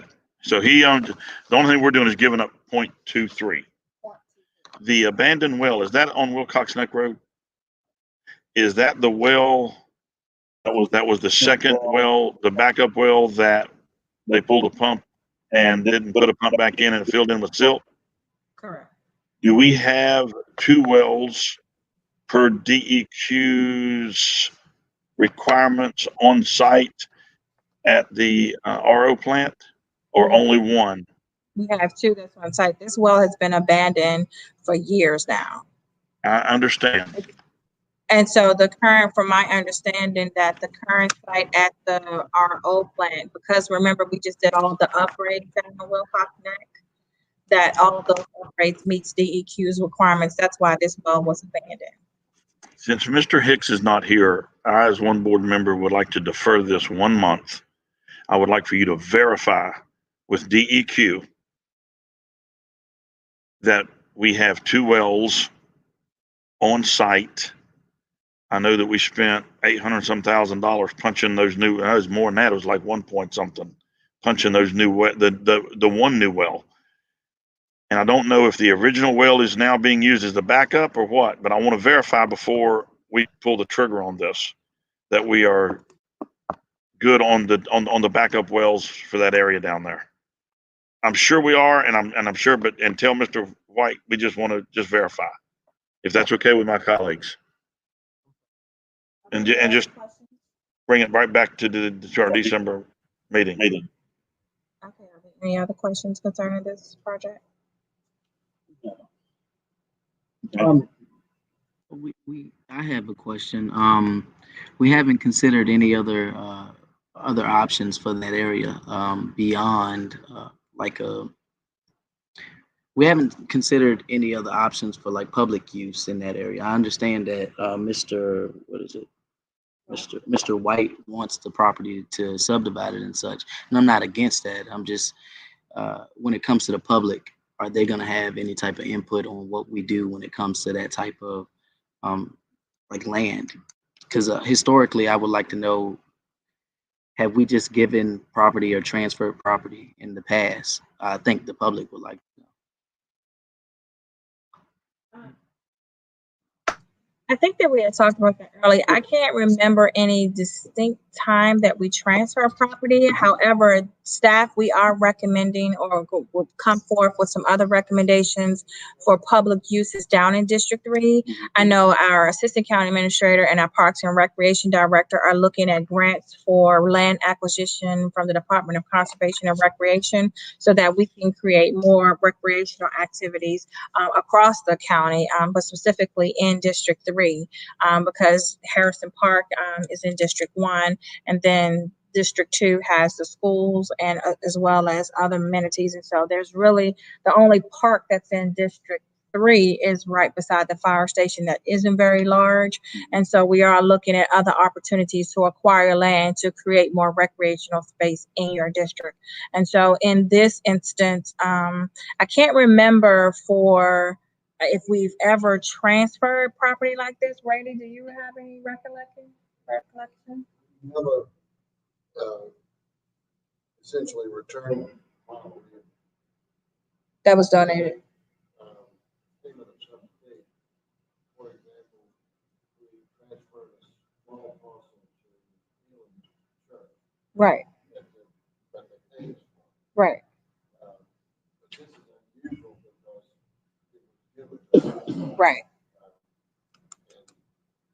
because it's so small, it's not really anything that we can do with it. Right. I suppose you could put a couple of picnic tables on it. Right.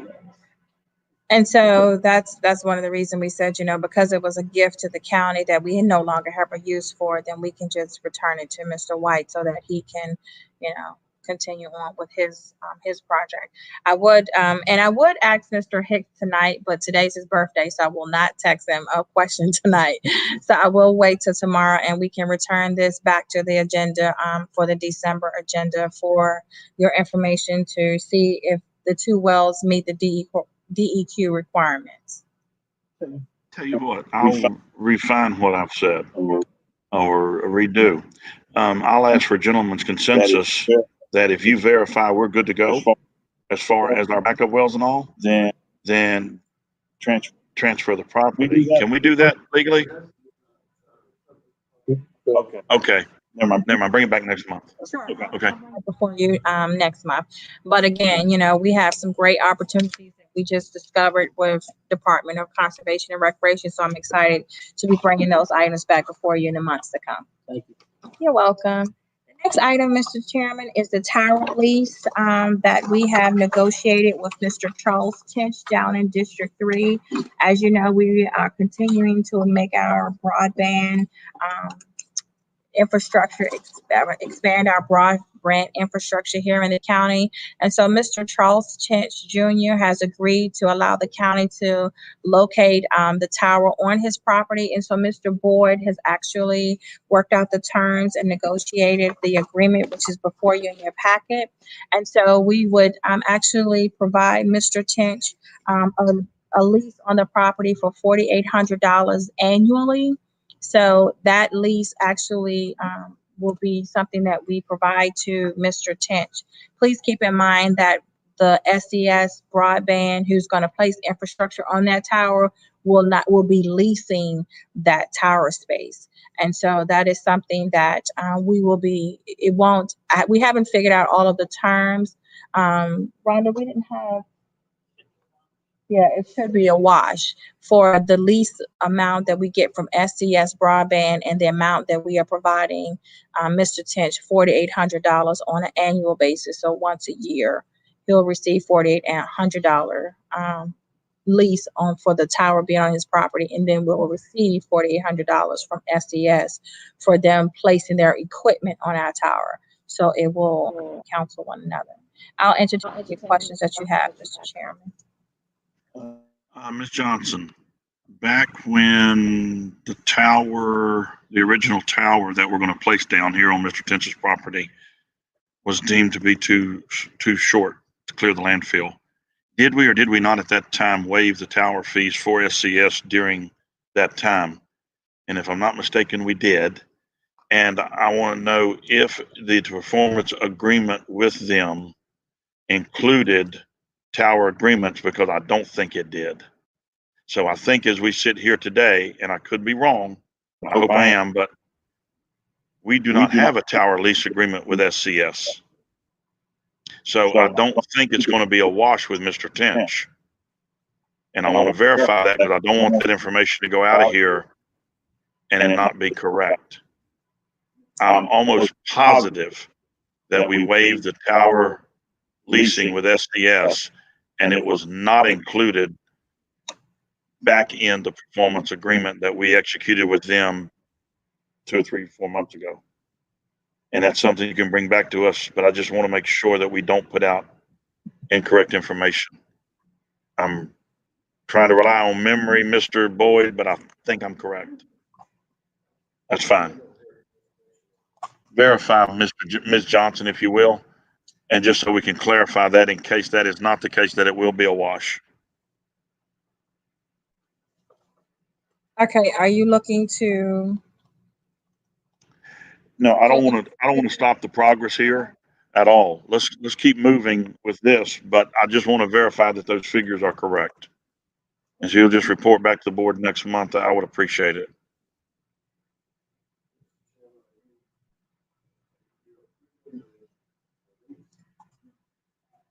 I want to move ahead with the items at hand. I just want those figures that she stated verified. That's all. I'm not trying to stop the lease. I'm ready to execute that. Gentlemen, if you all don't have any questions, the floor is open for a motion on the lease with Mr. Tench. One more question. When it comes to SES and their coverage, have they released any type of information just yet as to their coverage area for District 3? Information that has been released on their website. I actually have not taken the time to study yet. I know that we have a call with SCS after the holidays just to find out where they are in their implementation of the infrastructure and actually the connection date. So I do see some information released on their website, but actually I have not had an opportunity to speak with them. There is a call scheduled, I think, not the week after we come from Thanksgiving, but the following. Once you get like some sort of concrete information on coverage, could you post that or provide that for our citizens? Okay, thank you. Mr. Smith, you have anything? All right, gentlemen, floor is open for a motion on the tower lease agreement as presented. Mr. Chairman, I motion to approve the tower lease agreement as presented. All right, is there any discussion on Mr. Black's motion? Your vote, Mr. Black? Your vote, Mr. Black? Mr. Smith? Mr. Smith? My vote is aye also. Ms. Johnson?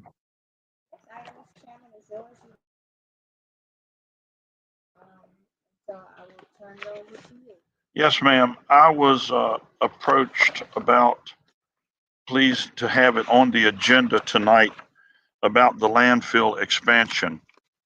And I reached out to Waste Management to verify that what I had put out on social media regarding the expansion was correct. And I'm going to read word for word the email that I received from Brian McClung. And it said, per our conversation on Friday, all of our current and planned sales and phases were all permitted and approved in the late 80s by state and local agencies. At that time, any identified wetlands were avoided. Thus, there were no wetlands located within these planned cells or the footprint.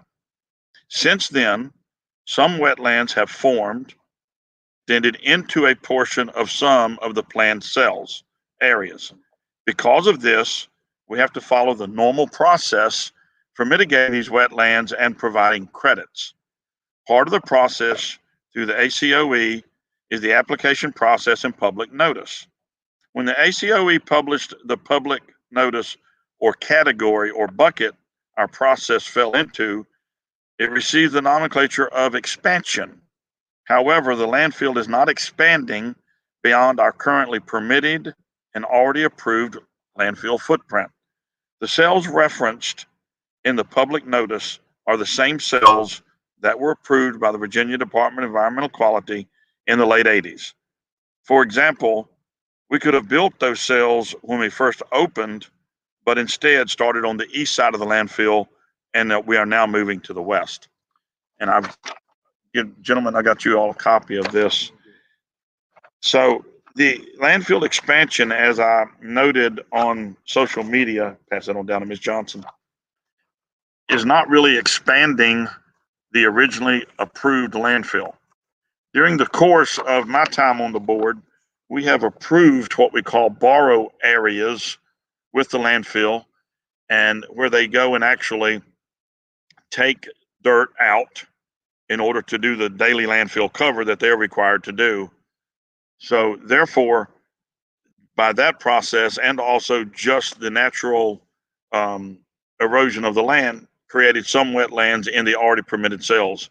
So they're not actually expanding the footprint at all of the original permitted landfill, but they are purchasing wetland credits to offset the small areas that they will be putting liners in and installing trash. So that's the landfill expansion. And if you gentlemen have any questions, I'd answer. I cannot change the word expansion because the U.S. Army Corps of Engineers labeled it an expansion when in reality it's not an expansion. It's just the progression as they move all the way through the different cells, all the way through the landfill. And there's a map out on social media that shows it also. It's pretty basic. They just build them cells. Once they fill up the cell, they cap it and move off. I actually go onto the top of the landfill quite often, and I see them when they open up a new cell. And it takes months and months and months of preparation because that landfill at the time, correct me if I'm wrong, Mr. Boyd, was a state-of-the-art double liner landfill. And so it takes. Say that again, sir. Say that again, sir. It was, yeah. It was actually beyond the current state requirements at the time. Beyond the current state requirements. At the time, it was a really state-of-the-art landfill.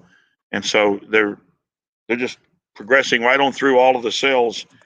Last report, they have about 28 years left on it at current fill rates. Yeah. I think we need to more so start to consider what we're going to do with that landfill now, start now planning for maybe a park there. And it's our land, correct? It's county land. Yes, sir. So we need to start formulating a plan for future use of that area.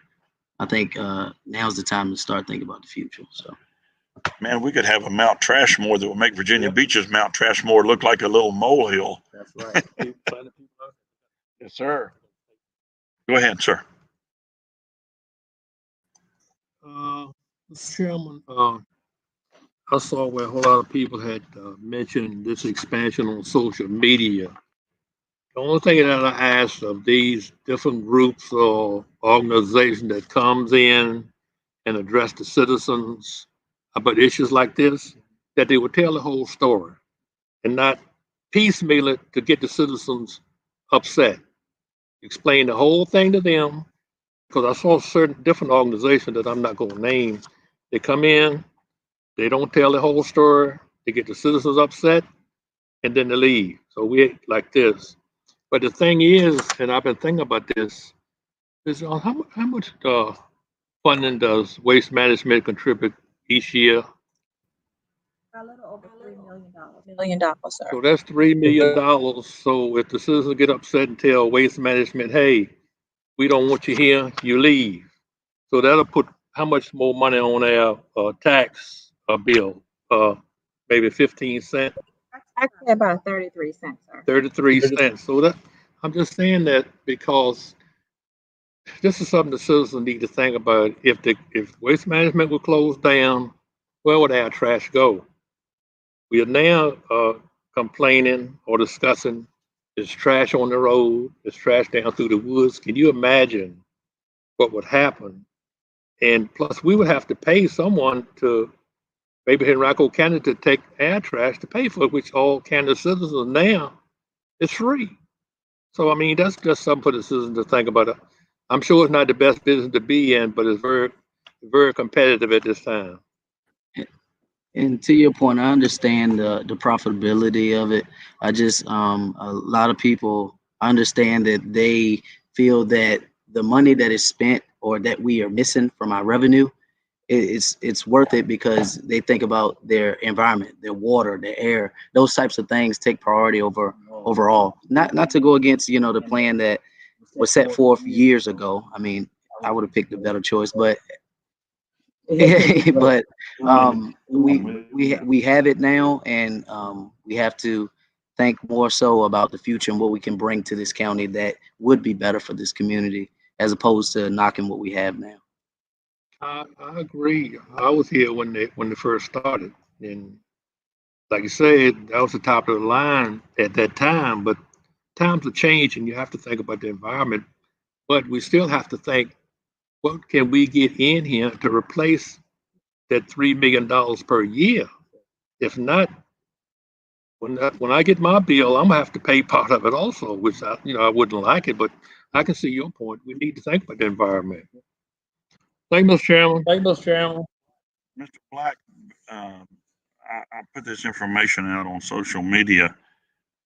There was a time in the late 70s, Mr. Boyd, early 80s maybe, that Charles City County had the second highest real estate tax rate in the state of Virginia, only behind Fairfax.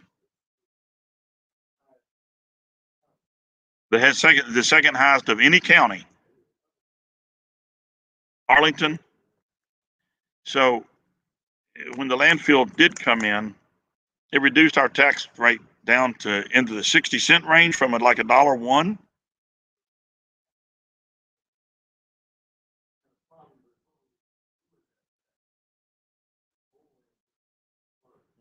Right. The old landfill was being closed.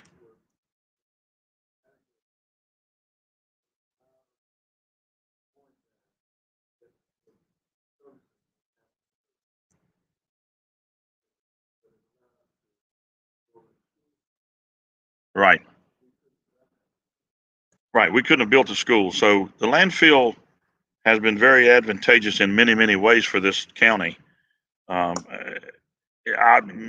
Black, I agree with you 100%. I would have tried to pick something else, but we don't know what was available then. You know, just like there's been a blow up over the electric plants. Well, you know, we don't have a lot of people knocking down our doors to come on into Charles City. We do not have infrastructure, and I could go on and on and on about that, Mrs. Johnson, about putting infrastructure up and down 106. But I'm hoping and praying. I'm hoping and praying that this board will take the revenue from our solar farm and hopefully put in infrastructure up and down 106 so that we can entice economic development. Moving on to the next item, Ms. Johnson. Next item, Mr. Chairman, is the Habitat for Humanity. Back in 2010, my predecessor, Mr. Jack Menaclair, wrote a letter to the Habitat for Humanity of Greater Richmond to donate 2 parcels to the organization to create home. You guys, on page 103. Do you guys need to get there? Your voice is coming and going. Can you hear me now? Okay, so back in 2010, Mr. Jack Menaclair, the county administrator at that time, wrote a letter to the Habitat for Humanity to donate 2 parcels of land to the organization to create home ownership in Charles City County. So since that time, the Habitat for Humanity Peninsula and Greater Richmond, Charles City County has been placed in that region. And so I received correspondence from this Chief Operating Officer, Miss Latoya Tyler, requesting that if this Board of Supervisors will still honor the 2 parcels that was originally donated to Habitat for 2 new homes in District 3. And so my recommendation tonight is that, you know, we continue to make a commitment to Habitat for Humanity to donate those 2 parcels. And so also, just for your note, that the individual, Mr. Charles Tench Jr., who just allowed the county to you all approved to put a tower on his property, also has donated 4 lots. So we're looking at a possibility of 6 new homes in District 3 in the next coming months. What action do you need here, Ms. Johnson? We would actually just need You know, when Mr. Board, if it's already been approved by a previous board and it just lay dormant, does this board need to continue to execute it again? Process, but if we're going to, and I think they actually sold $10,000. You need to confirm that you're willing to deal with them for another lot of lots and work with them. Correct.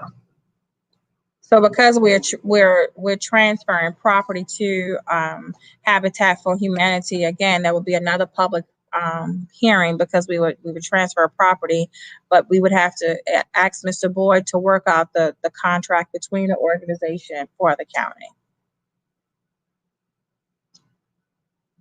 So we would need approval for the execution of the two lots, Mr. Boyd to negotiate the terms, and we move to a public hearing, hopefully at the December meeting. So you need a motion? A motion to, Unmute your machine.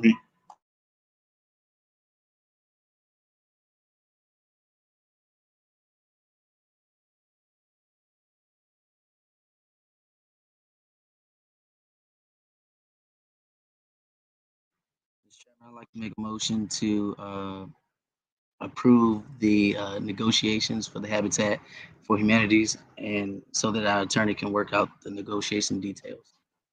All right, is any discussion on Mr. Black's motion? Your vote, Mr. Black? aye. Mr. Smith? My vote is aye also. Ms. Johnson?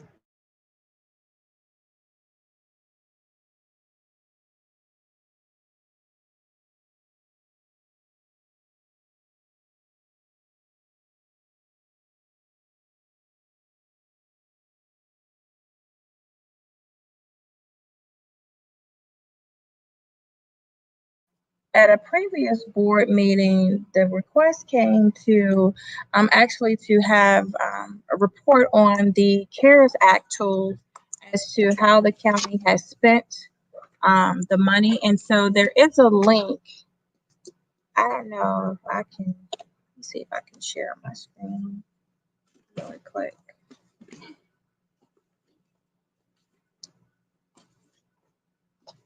I'm going to attempt to share my screen just to see, get to this link.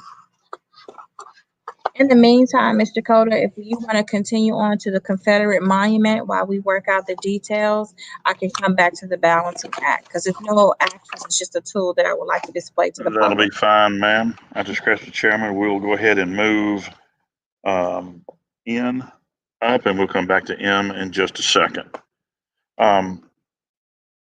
Gentlemen, the Confederate Monument was taken to referendum after a lot of people spoke out and wanted the people to decide.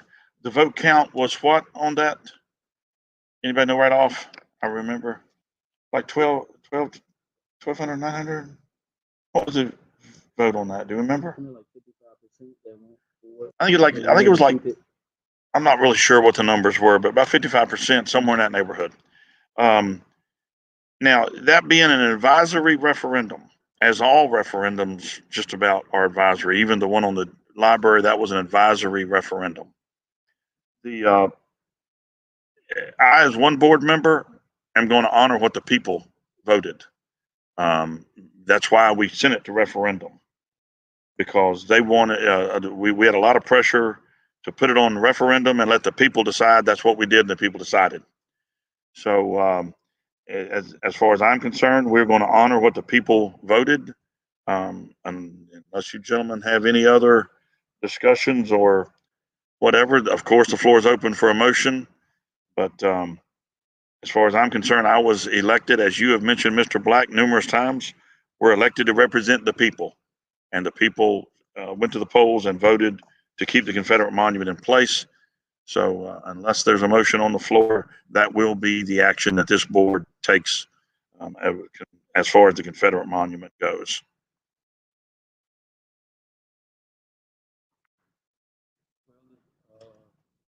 The citizens have spoken, and I'm going to honor that. I mean, what do? Keep changing back and forth to to get what I want or you want or you want. Yeah. No, the citizens have spoken, they voted for it, so I'm honoring that. I was also contacted by various residents throughout the community, and the majority wanted to decide. The community wanted to decide, and their voice to be heard. And via voting, we heard what they had to say.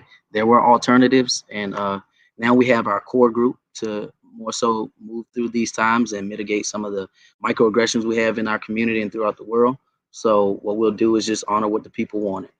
That's how democracy works. I would encourage people to tune into our core meetings, and that is a community on Racial equity. I just want to make sure I got it right. We had our first meeting that I attended, and then we had a meeting. So the next meeting, so our first meeting was in November, and our next meeting is December the 3rd at 6:30. Yeah. And so we have 5 individuals that have already registered for that meeting. And so at that meeting, it will be a virtual only meeting. And so during that meeting, we will have some breakout sessions. So that's why we need people to register, because there'll be breakout rooms that people go to, and we'll have a facilitator in each room. And then also we'll be discussing, coming up with other options. You guys have basically understood or listened to the voters to maintain the monument in place, but there's still an option, since that's your decision, how we can further add individual monuments, or what's the next step. And that's something that the core group will have an option. And so that link has been posted. It'll be in the Chronicle this week. It's on our Facebook pages, on our website. So if they click the link, it'll take them to Eventbrite, and then they can register. And as they register, we'll be placing them into breakout rooms virtually. And so we want to make sure that, individuals have that option. And I know that there's some individuals, I know Miss Eleanor Robinson is going to say, I don't have internet. So, for a very small amount of people, we're allowed to come into the conference room or to the auditorium, and we will provide a computer for you, Miss Eleanor Robinson, because I know she's going to walk up to the stage and say that. You have a COVID-19 thing up on the screen. So we're going to share the screen right now, and Miranda is pulling it. Are you pulling it into this show? Okay, so we have it virtually. And so Aisha, if you could, Miss Ledge, if you could make this full screen for those who have actually requested this to be shared. So our COVID-19 funding, the county received about $1.2 million. And so our viewers at home, and unfortunately, we do apologize for those in the audience that we can't get it on the screen here. However, there will be information where a link on our website, on social media, that you can click on and see exactly how we've spent the CARES money, okay? And so if you click on, Aisha, if you could click on, for instance, K-12 public utilities, you'll see a breakdown of how the individual categories, which these categories are guidelines that's been provided by FEMA, how we've spent the COVID-19 money so far. And so actually to date, we have about $59,000 that we still have to expend by December 30th. And so in these categories, the individual citizens can see exactly where every dollar has gone thus far or projected to go. And so that information is made available and will be on our social media pages as well as on our county website. Any questions, gentlemen?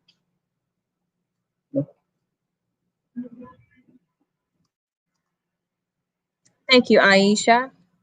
Before you go on, I want to say something.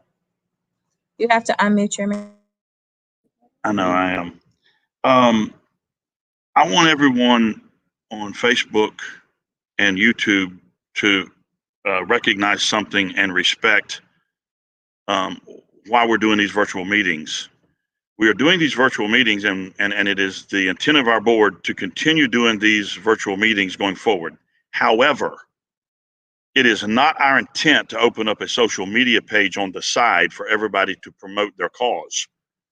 The only thing that we should be getting over there is comments to be used during the comment sections. And if we continue trying to drive our personal points home and groups continue trying to direct everybody to their websites and this and that and the other, I'm going to ask my board members to figure out a way that we can not accept comments until 1 or 2 minutes before the public comment periods. And that's something I would like to look into, because the whole idea of the comment section was to actually submit a comment that we could, read. But now we've turned into another whole social media board on the side of our screen here. So if it's okay with you two gentlemen, I would like for staff to look into possibly a way to keep that to comments and not a social media board, if that's good with you, Mr. Black and Mr. Smith. It's good. I just want to know, how would you dictate what is a comment, and what is it going to be more so oriented and directed towards the agenda when it comes to comments? Are we going to define that prior to having them to look into this or making a ruling on it? Very good point. Actually, we will just open up the comments section a minute or two before our public comment period to allow them to put in their comment. Instead of having a rolling, scrolling social media page going on over here. And some people are actually making a comment that we would like to come back to, but there's so much other comments going on that it's distracting from the people that's trying to make a comment.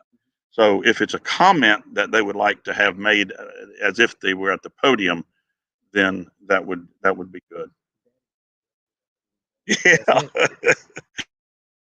Then Ms. Johnson, if you could look into that going forward as far as the comment section of our meetings, because I do want to maintain a virtual meeting even after COVID-19 is long gone, hopefully very soon.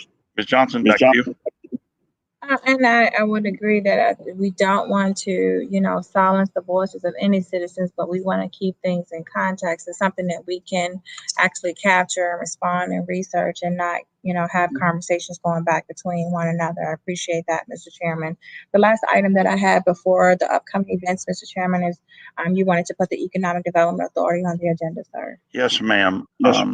I called for an executive session early at the meeting because I wanted to bring to light some correspondence and this and that and the other that has been going back and forth. And so therefore, I do believe that it's time for new leadership, actually on more than just one of our boards and committees and all. And I know that's something we've been looking at as we have been going forward for the last for the last 6-8 months. I think we've been talking about and looking at different. I think we looked at the Recreation Committee. We reduced the size of our Planning Commission. So we've been looking at different boards and all. And I do feel that it is time for new leadership on our Economic Development Authority.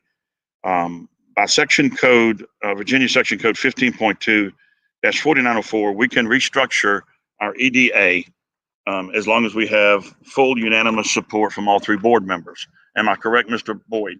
Okay, I want to make sure that I'm very correct on this.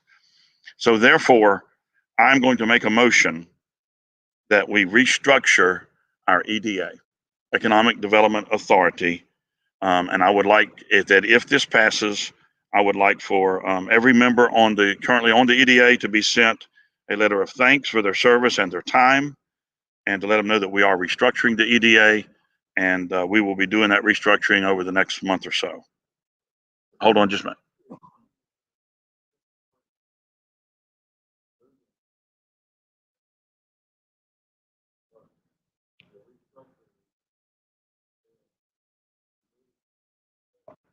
Say that again, sir. The restructuring would mean that they will be okay from the EDA tonight. Okay. Mr. Boyd is pointing out to make sure that we're legal here. So I'm going to watch your head nod as I make my motion. So if this passes, we will all membership on the EDA will be terminated as of tonight, if this passes unanimously, and it has to pass unanimously, and then we will restructure. So my motion is that we restructure the EDA under Code Section 15.2-4904, which would terminate all current members' terms as of this evening. That's my motion. Is there any discussion on my motion? Chairman, I would just ask that all boards and commissions will be looked at as we going forward with this. Mr. Chairman, as Thank you you. all know, I'm new, so I'd like to know the direction of the boards and the members. I'd like to know the people that are representing the county. I'd like to know who they are, and I will be meeting with them privately to discuss how we're going to go forward. So I think this is a good idea, and I'd like to thank the EDA members that are on there now. And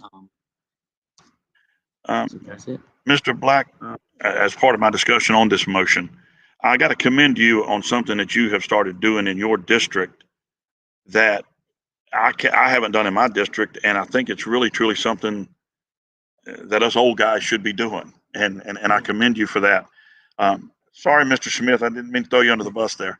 I love it.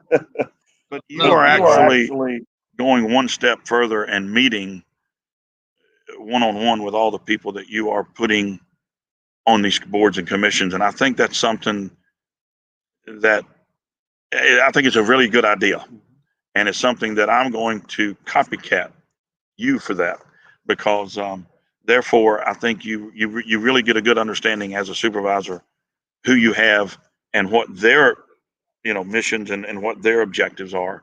So I just wanted to commend you on that. So you all have heard my motion.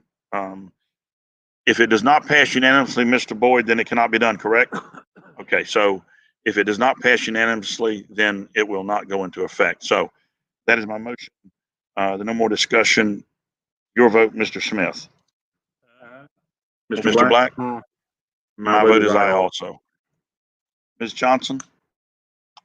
Thank you, Mr. Chairman. The next item we have are the upcoming events, and while that's being pulled to the screen, I just want to give a quick COVID update.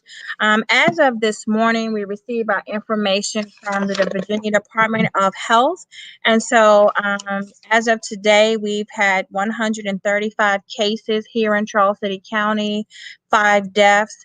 We actually have 128 cases closed, so there are currently only 2 active cases currently.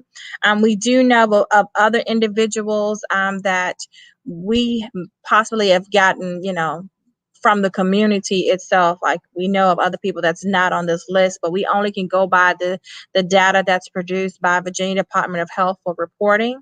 So 135 total cases, 128 recovered cases, 5 deaths, and there are 2 open cases. On November the 12th, thank you to Ms. Robinson and all of those who assisted the county in getting out the word, all of our clergy members in our community for coming out. We had 81 COVID tests on November the 12th. We were scheduled to do flu shots, but the rain and the wind actually blew all the tents away. We had to move inside and get real creative. So we weren't able to do any flu shots on November the 12th. On November 23rd, which was yesterday, we conducted 85 COVID tests and 25 flu shots. So out of the 81 that were tested on the 12th, there were 2 positive cases that came out of that testing. The results from yesterday's testing should be available, if not today, probably tomorrow. And so we'll know if there were any positive cases out of yesterday's testing. Our next testing is December 9th. December 9th at the Charles City Social Center from 4 to 6. So we've also, we received a large amount of masks and hand sanitizer from the state. And so we've passed out, or we provided 6,500 masks to our churches, 2,500 hand sanitizers. We've provided 900 masks and 750 bottles of hand sanitizer to our schools. At the senior groups, we provided 185 masks as well as 25 hand sanitizers, 50 masks and 50 bottles of hand sanitizers during movie night. We provided 1,400 masks and 1,400 bottles of hand sanitizer to our registrar who distributed those on election day or during early voting. And then also 200 masks we provided to River Church, who came out and they cooked dinner for our first responders. And so we provided them some masks. We will be receiving 5,000 more bottles of hand sanitizer and masks that we will then also be distributing to our businesses and other institutions within the community. So we are making strides, and we are examining, just keeping a handle on the virus. We want to keep those individuals in prayer that are currently, battling the virus. And so if you could take one and pass it down. That's just some information for you guys to have. So we want to wish everyone a happy Thanksgiving on Thursday. We want to thank the Board of Supervisors that county offices are closed tomorrow. And we will celebrate the Thanksgiving holiday tomorrow, Thursday, and Friday. County offices closed Wednesday through Friday. So on December 3rd at 6:30 p.m., we will have a virtual core meeting community organized for racial equity.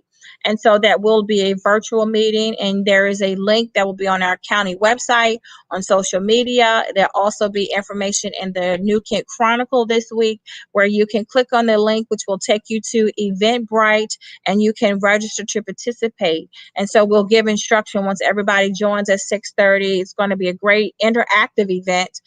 We won't have individual speakers like we did last time, but there will be breakout sessions.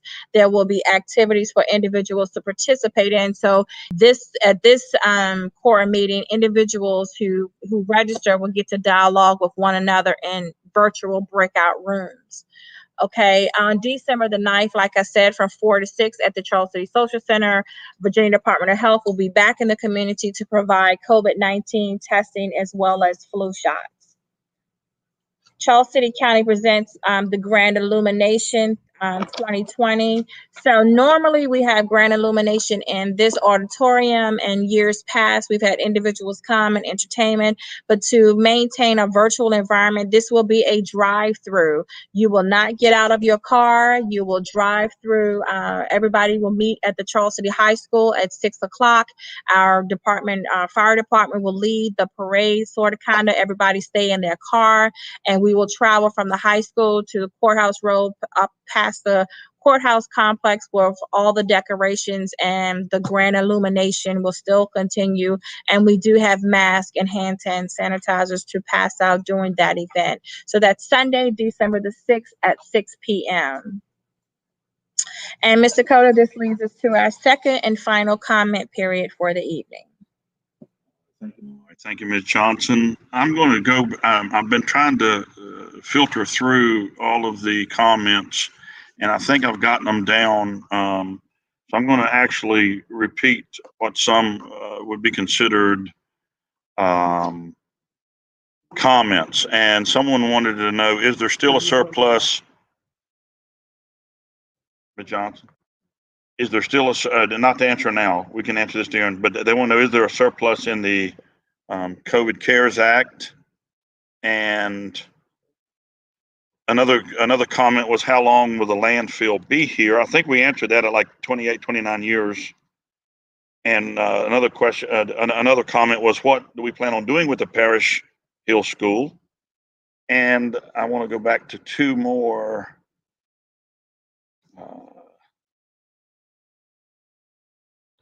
Miss Latanya Williams commented, I want serious consideration to be given to the health of our citizens and the environment. And then Steve Furman made a comment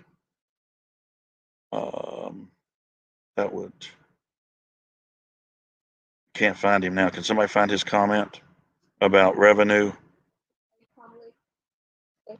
A public budget consists of expenditures as well as revenues. If revenues from a particular source were to decrease, a wise choice would be to decrease expenditures, not only to increase other revenue.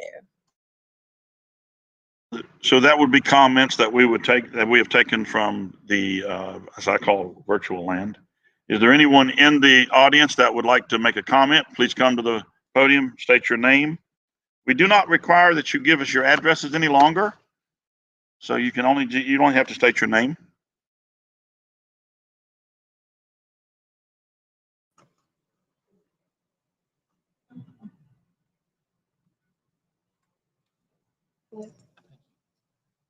Yeah, hi, Peter Terrence. And I was going to apologize for not giving my address before. But it's just two quick comments and maybe three. Mr. Black, I just really appreciate you being on the Board of Supervisors. I think that I think you have wisdom. Okay? But I am going to say one thing. I agree both with Mr. Cota and Mr. Smith in regards to number one, what do you call them? The things you put on your roof so you get the sun to do it. Solar panels. I'm getting old. I'm also tired. It's past my bedtime. But we're a poor county, and solar panels are, they're for elites. They're for rich people who can afford it, and we got a lot of poor people here, and that should be our focus instead of giving money to other people that don't need it or can do without it. The other thing I want to say is that you want to draw people to Charles City County, and I was at a realtor who's a friend of mine in New Kent County, and I said, "Hey, are we going to get a whole bunch of, you want to call them refugees or people who emigrate here from like Richmond?" And he said, "Well, yeah, there's a lot of that going on, and I see building here. But if you want to attract people to this county, what you got to do is you got to improve the education system." Now, I haven't been involved with the education system for a while, like for years, but that's what draws people to a county. And that is the best thing you can do for people, for children in the county. If you want to get out of poverty, okay, and you want to, because what you need is you need to step up the ladder. And if you want to do that, it's going to come because of education. One last thing, I think we spend more than $14,000 per student. And maybe that's from a while back. But what they do is they block other forms of education coming in here. I talked to a school system or to a school is going to happen in the Richmond area. And they do it for $5,200 a student. It may be low, but they do have good results. So, and competition always helps. So I thank you very much. Those are my comments. Thank you, Mr. Charles. Anyone else in the auditorium would like to address the board? All right, at this time, I will close public comment. Board comments.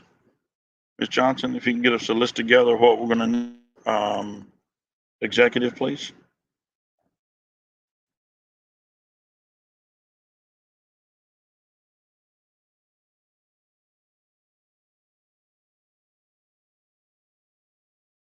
Mr. Chairman,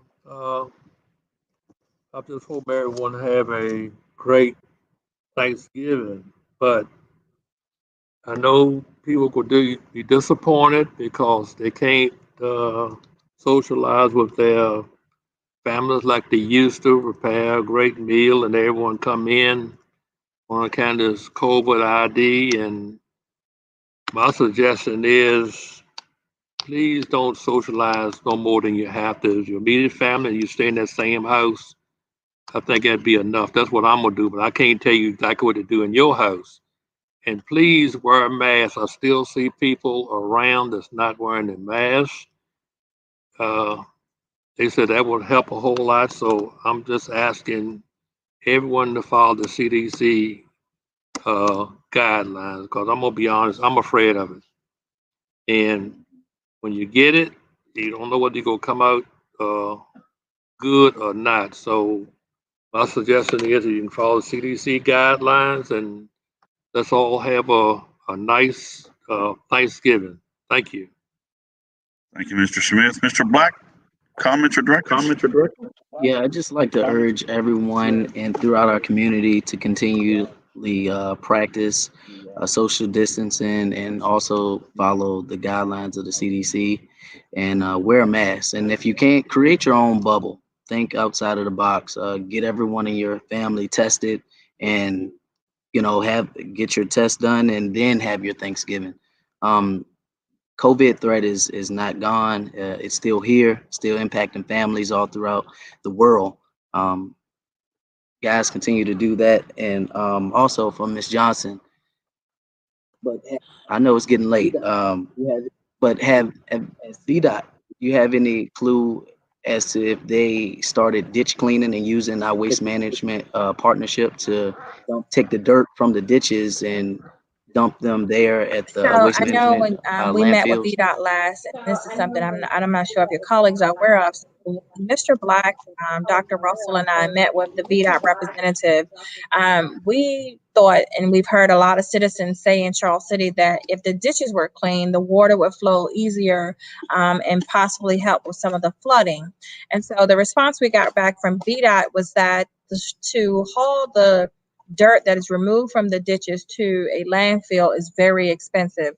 So we reached out to our waste management representative, and they have agreed to allow VDOT to take the dirt through a ditch project here in the county and take it to the landfill for free.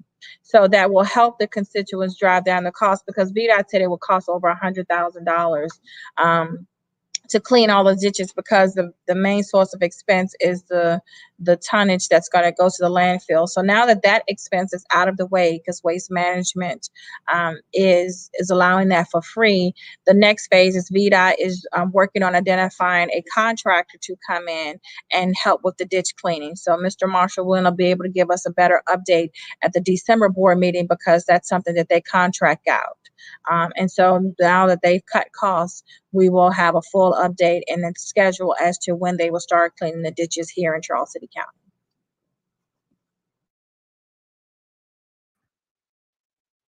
Also, would you like me to tell you about some of the VDOT things, or you want me to just contact them? I can send them an email about like some road degradation or. It's a discussion, whatever you like. Response. I mean, I'm not saying anything against them. I emailed to Marshall Wynn, and then boom, it's because by the time they get it, then she goes through all of her notes from tonight and all. It's 3 or 4 days before he would get it from them, which is their normal procedures. Right. And I said, if you do email VDOT, just copy me on the email so that we can follow up on your behalf. Oh, we know. Okay. Yeah, because and also we had the I know you're not Mr. Wynn, but we had the Rootfield Road, the opportunity to access the land to explore the beavers, removing the beavers. I don't know if you have any information just yet. Okay. Well, yeah, I'll like I said, I'll email him and include you in that. Yeah, just copy me on the email, and then we'll follow up for you if there's anything that we need to follow up with VDOT. Not a problem. Thank you. Hey, be safe out there. Folks, first of all, let me go through my notes for executive. What I do with it? All right, where did it go? Oh well. Last during our recessed meeting, I brought it to the board's attention that the public really does not have any way of knowing when we recess, because we do it after we come out of executive session. So we are instituting a policy that Ms. Johnson is working on, that you'll have at our December meeting, Ms. Johnson, probably? And I'll say probably, That's the goal. to where we are, we'll institute a policy on how to notify the public that we have recessed. We're going to attempt to try to let you know what will be discussed during the recessed meeting. Recessed meetings are used for a lot of different things: unfinished business, taking care of a burdensome business, meaning too many items. Recently, this year, I've noticed that our agendas are getting into 2 pages long.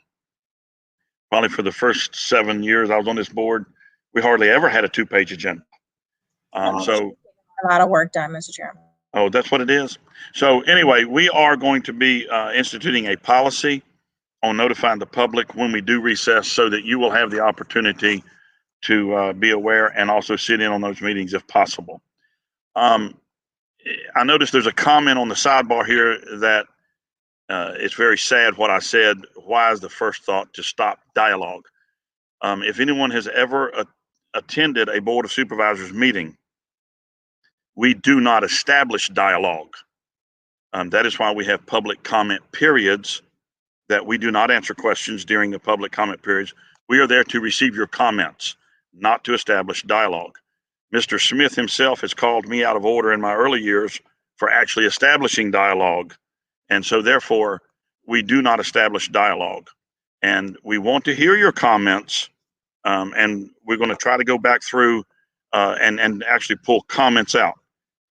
As I've stated many, many times before when I'm the chairman, when you come to the podium to make a comment and you do ask a question, that question could possibly be answered, or it could possibly not be answered during our comments and directives.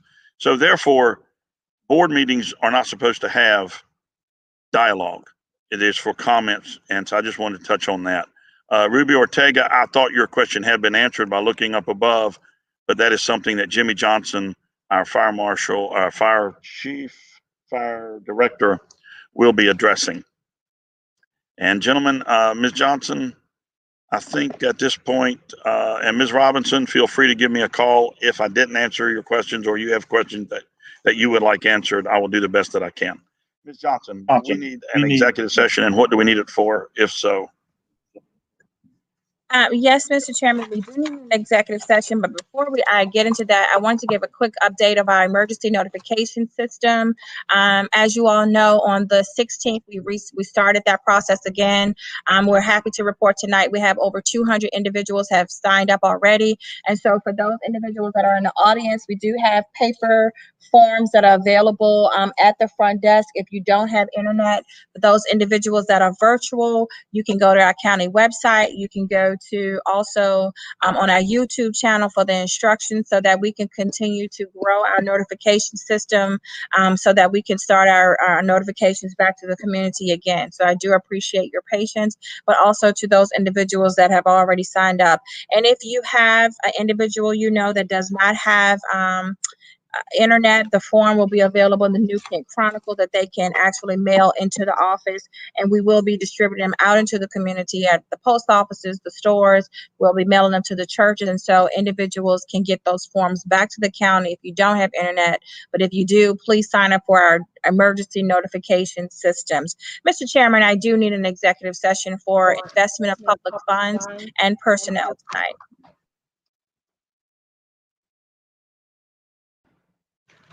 Gentlemen, you've heard the request from the county administrator for executive. Floor is open for a motion on investment of county funds and personnel.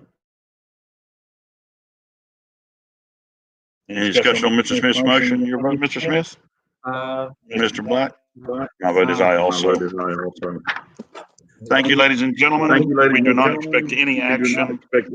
Everybody mute. We do not expect any action to be taken when we return. Ms. Johnson? Mr. Chairman, 2 of the items that I do have will need action out in open session, but we'll be discussing in closed session. That's fine. That will not be on the virtual, but it will be reflected in the minutes. Correct. Okay, thank you. All right, thank you very much for attending. We look forward to seeing all of y'all next month. Ms. Johnson, we don't anticipate recessing tonight by chance, do we? No, we don't, sir.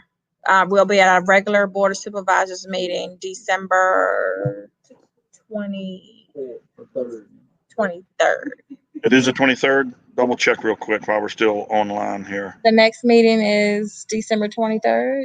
No, 22nd. 22nd. Okay. When is the last Tuesday? So that'd be the 29th. The last Tuesday. It's the fourth Tuesday. Oh, well, look at y'all. Go ahead now. I've been coming here and just showing up. All right. We thank everybody for being here. We'll see you next month. We will not recess tonight. We will come back on the 22nd of December. Thank you very much.